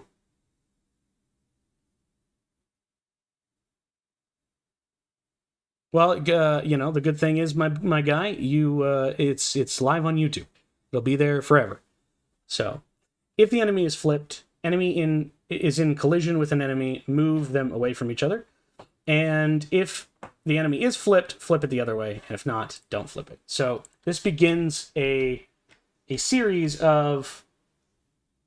Well, I fucked that up.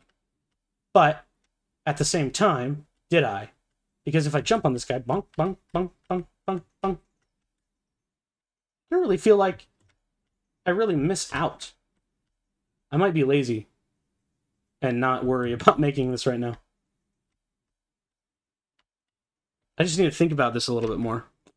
This video is definitely going to be 2 parts, so that's without a doubt, because we have a lot more enemies to add, and it took me 2 hours to build this. Isn't flipped. Isn't flipped. If it isn't flipped, then flip it. No, flip it. Okay, let's try this again. Nope. Okay. Bonk.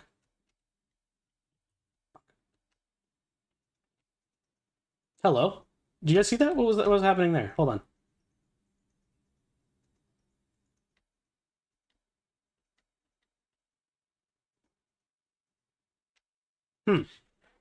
Honestly, I'm not sure. I'm gonna leave that alone for now, because now that I've spaced them out, I kind of feel like this mechanic just works better for a modern game. Because originally I was thinking about how do we demake Mario, but that's not exactly what we're doing here. I want to make something modern, but I don't want enemies to stack on each other. Oh, hold on. Hold on. I think I just solved my own issue. So, if an enemy isn't flipped, right? So it's not going left. We want to move them away from each other. But if they are going left, don't collide with the ones that are moving right. And then that, I think, will make sense. Let me see. Because what I want to have happen, right, is if I bounce on this guy... There, they fix themselves. Do you see that? That's what I wanted to have happen. That's what I was actually trying to do. Yes. Yes! That is what I wanted to do. Yes. I'm a genius!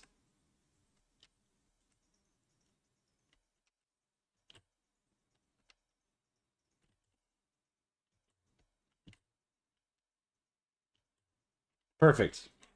That's actually what I wanted it to do. That's really simple. Because I only want it to work in the is not flipped direction. Because if they're not flipped, then they'll correct themselves moving this direction. But then they won't correct themselves going... So, like, now, they're going to correct themselves once they flip. Right here. There you go. It's not the most ideal situation, right? Because now... But they're pushing each other. But it's to the point where they're actually separated. And that's good enough for me. Rather than them bouncing off of each other. And I mean, because it's kind of a mess in Mario, let's be honest. It doesn't need to be that way. I think that as long as they can correct themselves when they're overlapping. And in moving in that direction. So I'm wondering, maybe, if ignore the objects that are touching each other on the edges but are not overlapping. Yes, let's try this.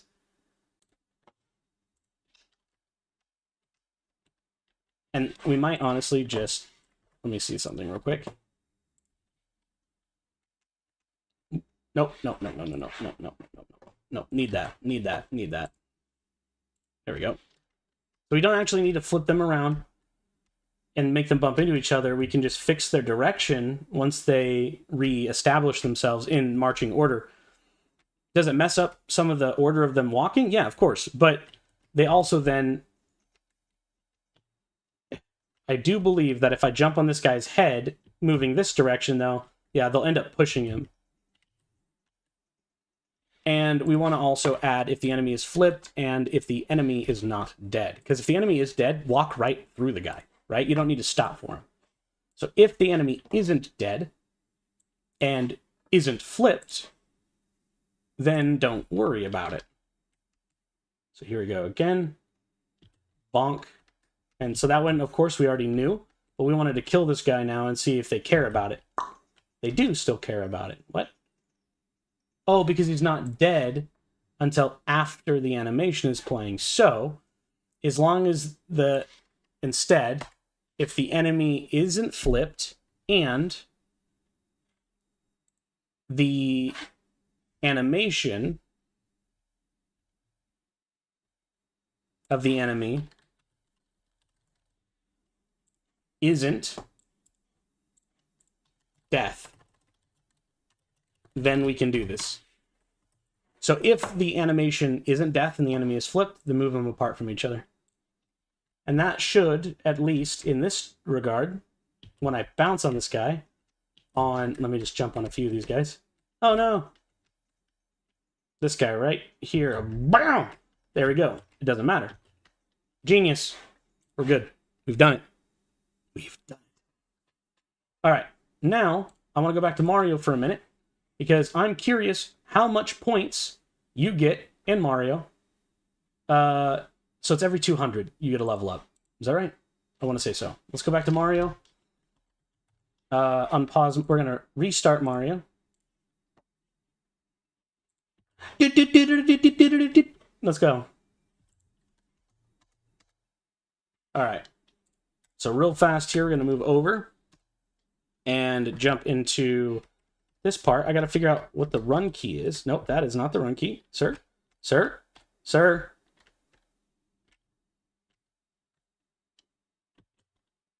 Okay, we need to... I need you to jump, Mario! Okay, so it actually multiplies. There was 8 of them, right? So it's... Okay. How many points do you need for a level up? That was a lot of points we just got. No, that's every consecutive 10th bounce. But I did... So if you do it fast enough, I will tell you, you have to run with it. It's hard. Let me plug in my Nintendo controller. I actually have a USB Nintendo controller specifically for this, because I absolutely despise these buttons. So, ZB, what? ZX. Ugh. Let me think of this.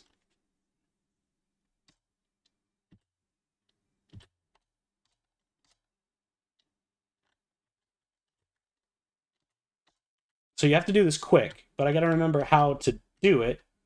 Here we go. Oh, wrong button. Oh, man. All right, let's try that again. So, okay, so it's this one and this one. No, I did it again. I did it in the back order. All right. This is hard to do on PC. This is ridiculous. Why is that the button? So this should be the run button, and this is the jump button. All right. Oh, no. Dang it. Okay, 2, 3, 4, 5, 6, 7, 8. There are 8. In Mario, if you can kick the shell and then run underneath this, right? Okay, so they give you 200. Okay, so anyways, so when you grab the shell and you jump and kick it, if you run along the bottom along it and there's enough points in your screen, you get a life. It gives you a life. It gives you just enough points because you did it in the perfect way to give you a free life. I've done it 1,000 times. I could play this whole game with my eyes closed if I plugged in my controller. Like, I have played so much Super Mario, I think probably more than any other game I've ever played. But that's a story for another time. We're going to start Mario again. I'm going to die and reboot because I'm trying. There's a couple things I want to know before we continue here. There's a couple things I'm observing. One of which is the time limit, 400. Okay, so to follow up with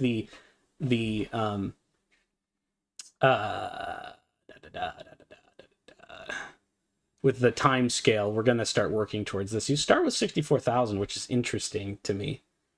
But if there's, how do they do that math? Because there was like, what, 10,000? So what would it take? Hold on. I had a side tangent here. My brain's, my brain is fast as fuck, boy. Because I've got, ADHD, but I'm thinking multiple thoughts here. And one of them is I just realized that one turtle is 200, but at the end there, it gave me 15,000 for killing all of them, but not in a consecutive fast order. So what is 15,000 divided by 200? 75.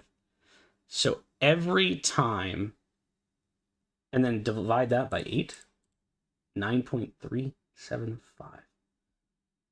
So every time we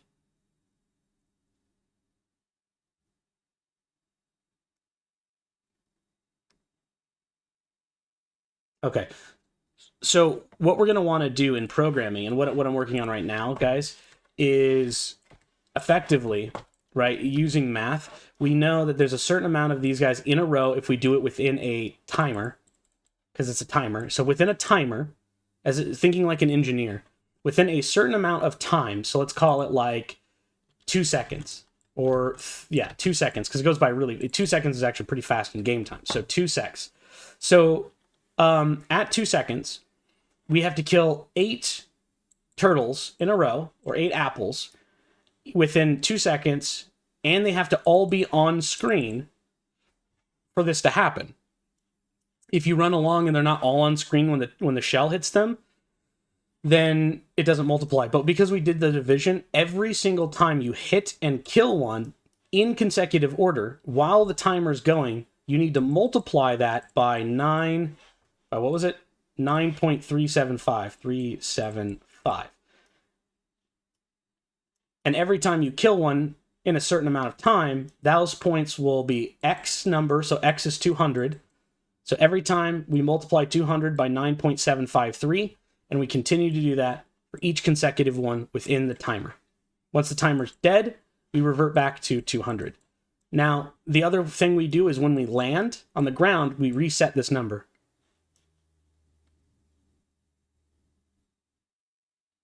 No. Because you can only hit a certain number of people with your... Well, yeah, it is how many times you hit them with a shell, but the big mechanic for Mario is it must be on the screen.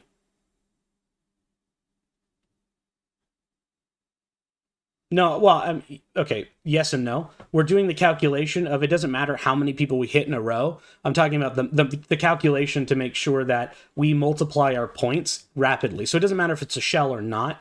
But in Mario, a mob cannot be hit if it's off screen, unless it's within a certain distance. So they use screen plus a buffer, because they start queuing up monsters to move at this buffer zone on each side.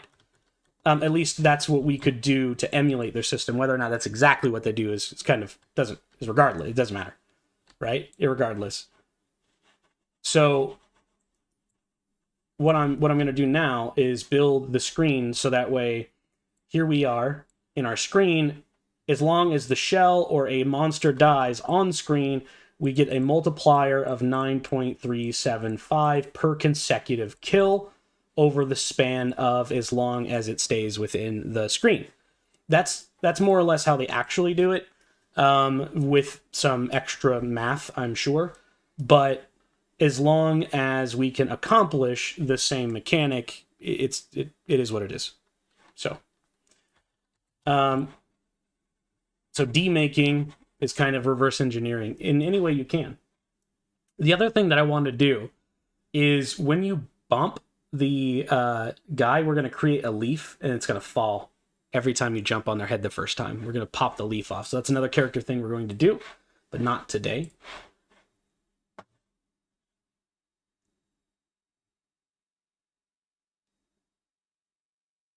Still 10?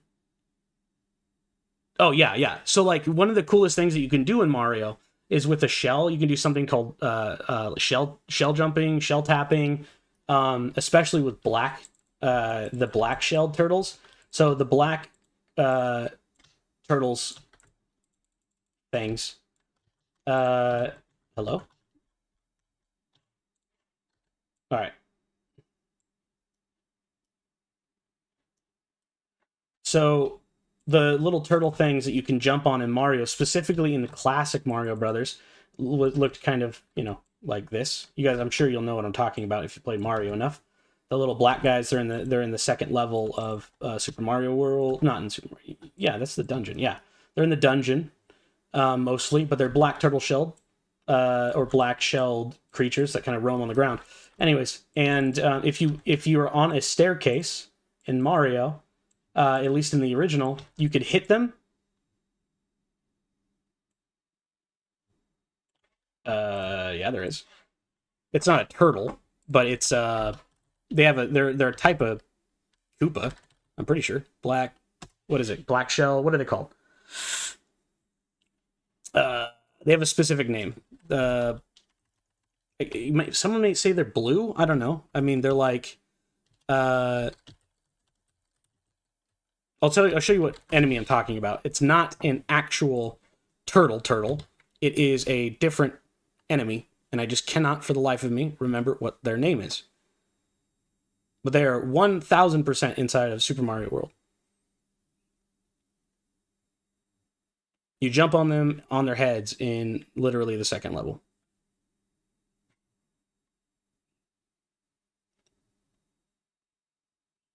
What are they called? They're not an actual turtle. I just can't think of what their name is. This thing. There it is. Found it. Can't remember what it's called, but I did find it. That thing right there. This. Black blue shell? What do you want to call that thing? That is a turtle shell. And they're in the second level of Mario. They're actually in quite a few levels of Mario, actually, now I'm thinking about it. They're in the donut plains, they're in the dungeons, I believe it's the second level of Mario. I know they're also in the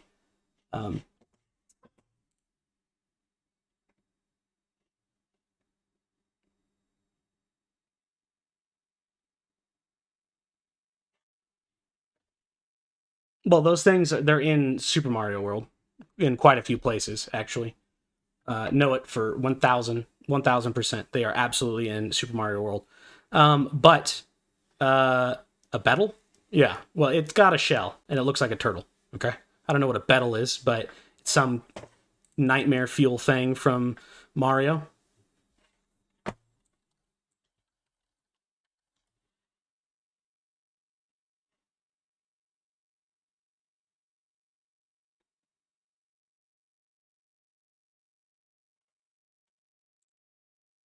Anyways, if you jump on them, you can. If you what I was trying to say earlier is that yeah. Um. Well, it's actually just E. Yeah. Well, I found them. Anyways, if you jump on them when they're on a staircase in the old Mario's, and some even in Super Mario World, you can do this in some places. There's a trick to infinitely gaining free lives in the classic Super Mario Brothers, and if you just keep bouncing on them, and you'll hit them because they'll turn into the shell, they'll collapse like this, and then they'll bounce off the wall, and by the time you fall again, you'll hit them again, and they'll start the whole process over again, and it counts as a continuous jump, and so you can just jump, and keep getting infinite lives, and it's something you've been able to do since the first Mario. It's just it got harder and harder to do, but you can still do it. And those are some of those like rich old school mechanics that I want to tackle. 1, 2, 3, 4, 5, 6, 7, and we're gonna do 8. So we need to grab all these guys and move them over. There we are. We have 8 guys, and now all of them are going to march around. Uh-oh. What happened? Wait, what changed?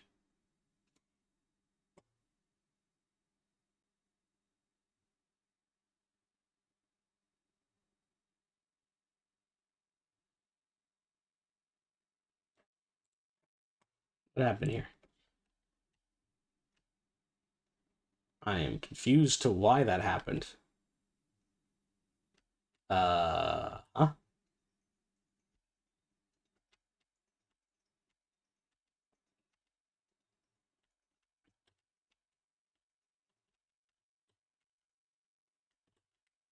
I must have just done it at the corner here, which just completely threw it off because they were in collision with two things at once and it freaked it out. So this current script is not ideal, and I'm going to fine tune it for the next video, and then we'll recover that because I don't want to spend any more time here than I have to, and we've way overextended our time with these guys.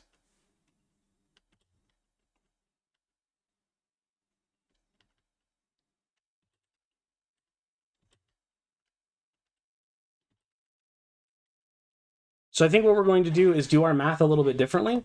Of course, because I don't want to duplicate Mario to the exact amount. I want to show people how to demake and re-engineer these things. So while we're working on all of this, one of the things that, these are all just examples for you guys to build from. Don't feel like you have to do exactly what I'm doing to make it work. There's actually a lot of options that you have. And, because there's a lot of variety in these old platformers as well. But we don't need the jank factor, you know what I'm saying? So, and also in our math, I like some of the way that Mario does it, but some of this seems really arbitrary. So what I think we'll do is per enemy bounce. When we first hit the enemy, we'll get 100 points. When we kill the enemy, we'll get 200 points. And if we hit the enemy once, it gets calculated as a 1 bounce plus the base bonus. If we double jump on them before moving, and like we're gonna give these enemies more robust capabilities throughout our game. So maybe in Super Toast World, the enemies start out a little simple, but over time, we're gonna ramp that up. We're gonna give them more moves, more capabilities, and introduce that to the game because we're not just making Super Mario World. You know what I'm saying? We're making our own universe. And so I just wanted to pay homage to some of the factors of Super Mario and get that started. So the last thing that I want to do before we leave here today, and this is going to be the last thing that I include in today's video, is we're going to go back to our player manager.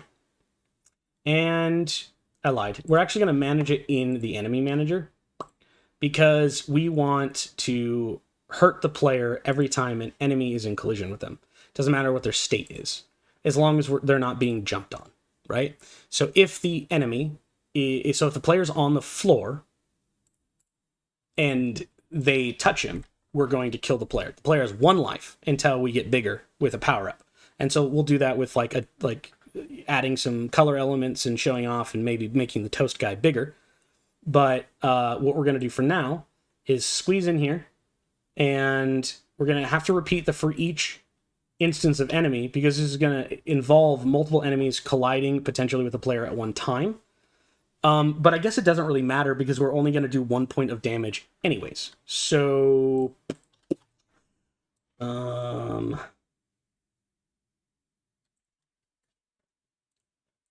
so I guess I don't need to make it as complicated as I was thinking. We need to go to our behaviors though, and add in a, oops, I don't know why I added a variable. Didn't need to do that. I meant to go add a behavior. And in our behavior tree for our player, we're going to add the health, and we're going to have 1 health, and our max health is 2. And so for now, we're going to move our player so that we don't mess this up. And I'm going to move the screen over like that, so that way you can't see the end of the map. There we go. We're going to start.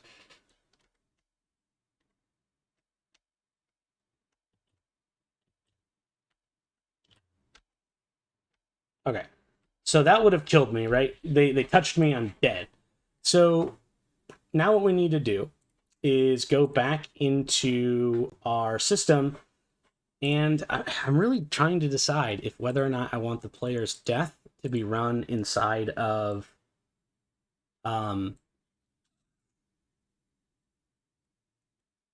here for the player, or if I want to do it in the enemy manager. I think enemy works fine. So if the enemies is in collision with the player, no, you're all good. If the enemy is in collision with the player, then deal damage. Oh, damage is damage. Damage. Hurt. Oh my god. Apply damage to an object. Apply damage to the player in one health point. So that happens if it's in collision and the player isn't jumping, if the enemy's in collision with the toast and the we need to go to the or statement we did earlier. So we're going to go back down here and copy the or, and we're going to bring it up here, and we're going to inverse this as long as none of these conditions are true. Then apply 1 point of damage. And that would kill me. Normally, that should have killed me. So once that happens, we're just going to check in our player's finite state machine if the player is dead.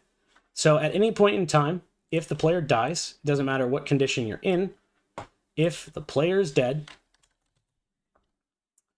if toast is dead, then we change the finite state machine.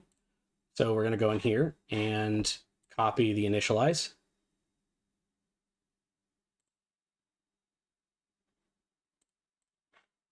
And I guess I'll have to jump into another script. There we go. If the player is dead, at the very top, stop it. I guess it's underneath initialize. If the player is dead, change the condition to dead. And so it stops. And then we're going to play the round loss sound, which is inside of our... Oops, I'm getting text messages. I gotta respond to this.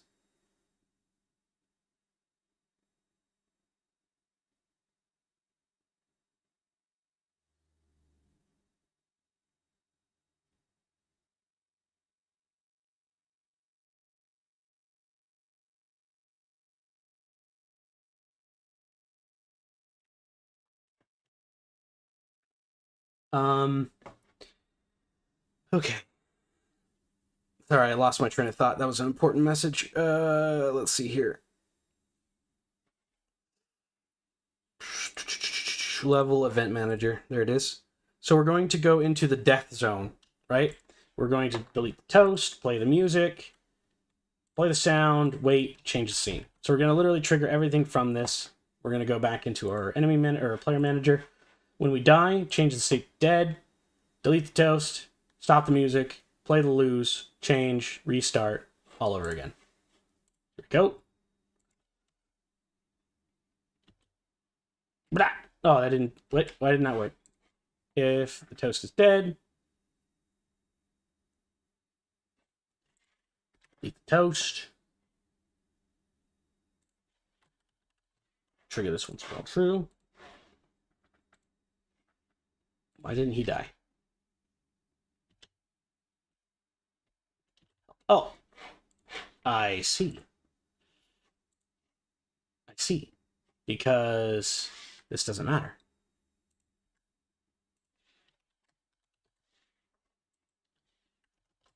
So I guess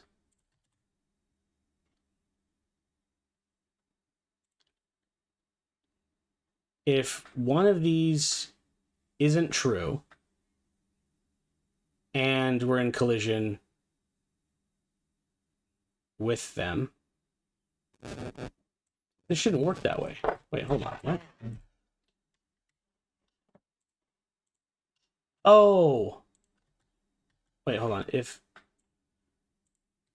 these are true, okay. Sorry. If this isn't, we gotta invert these ones.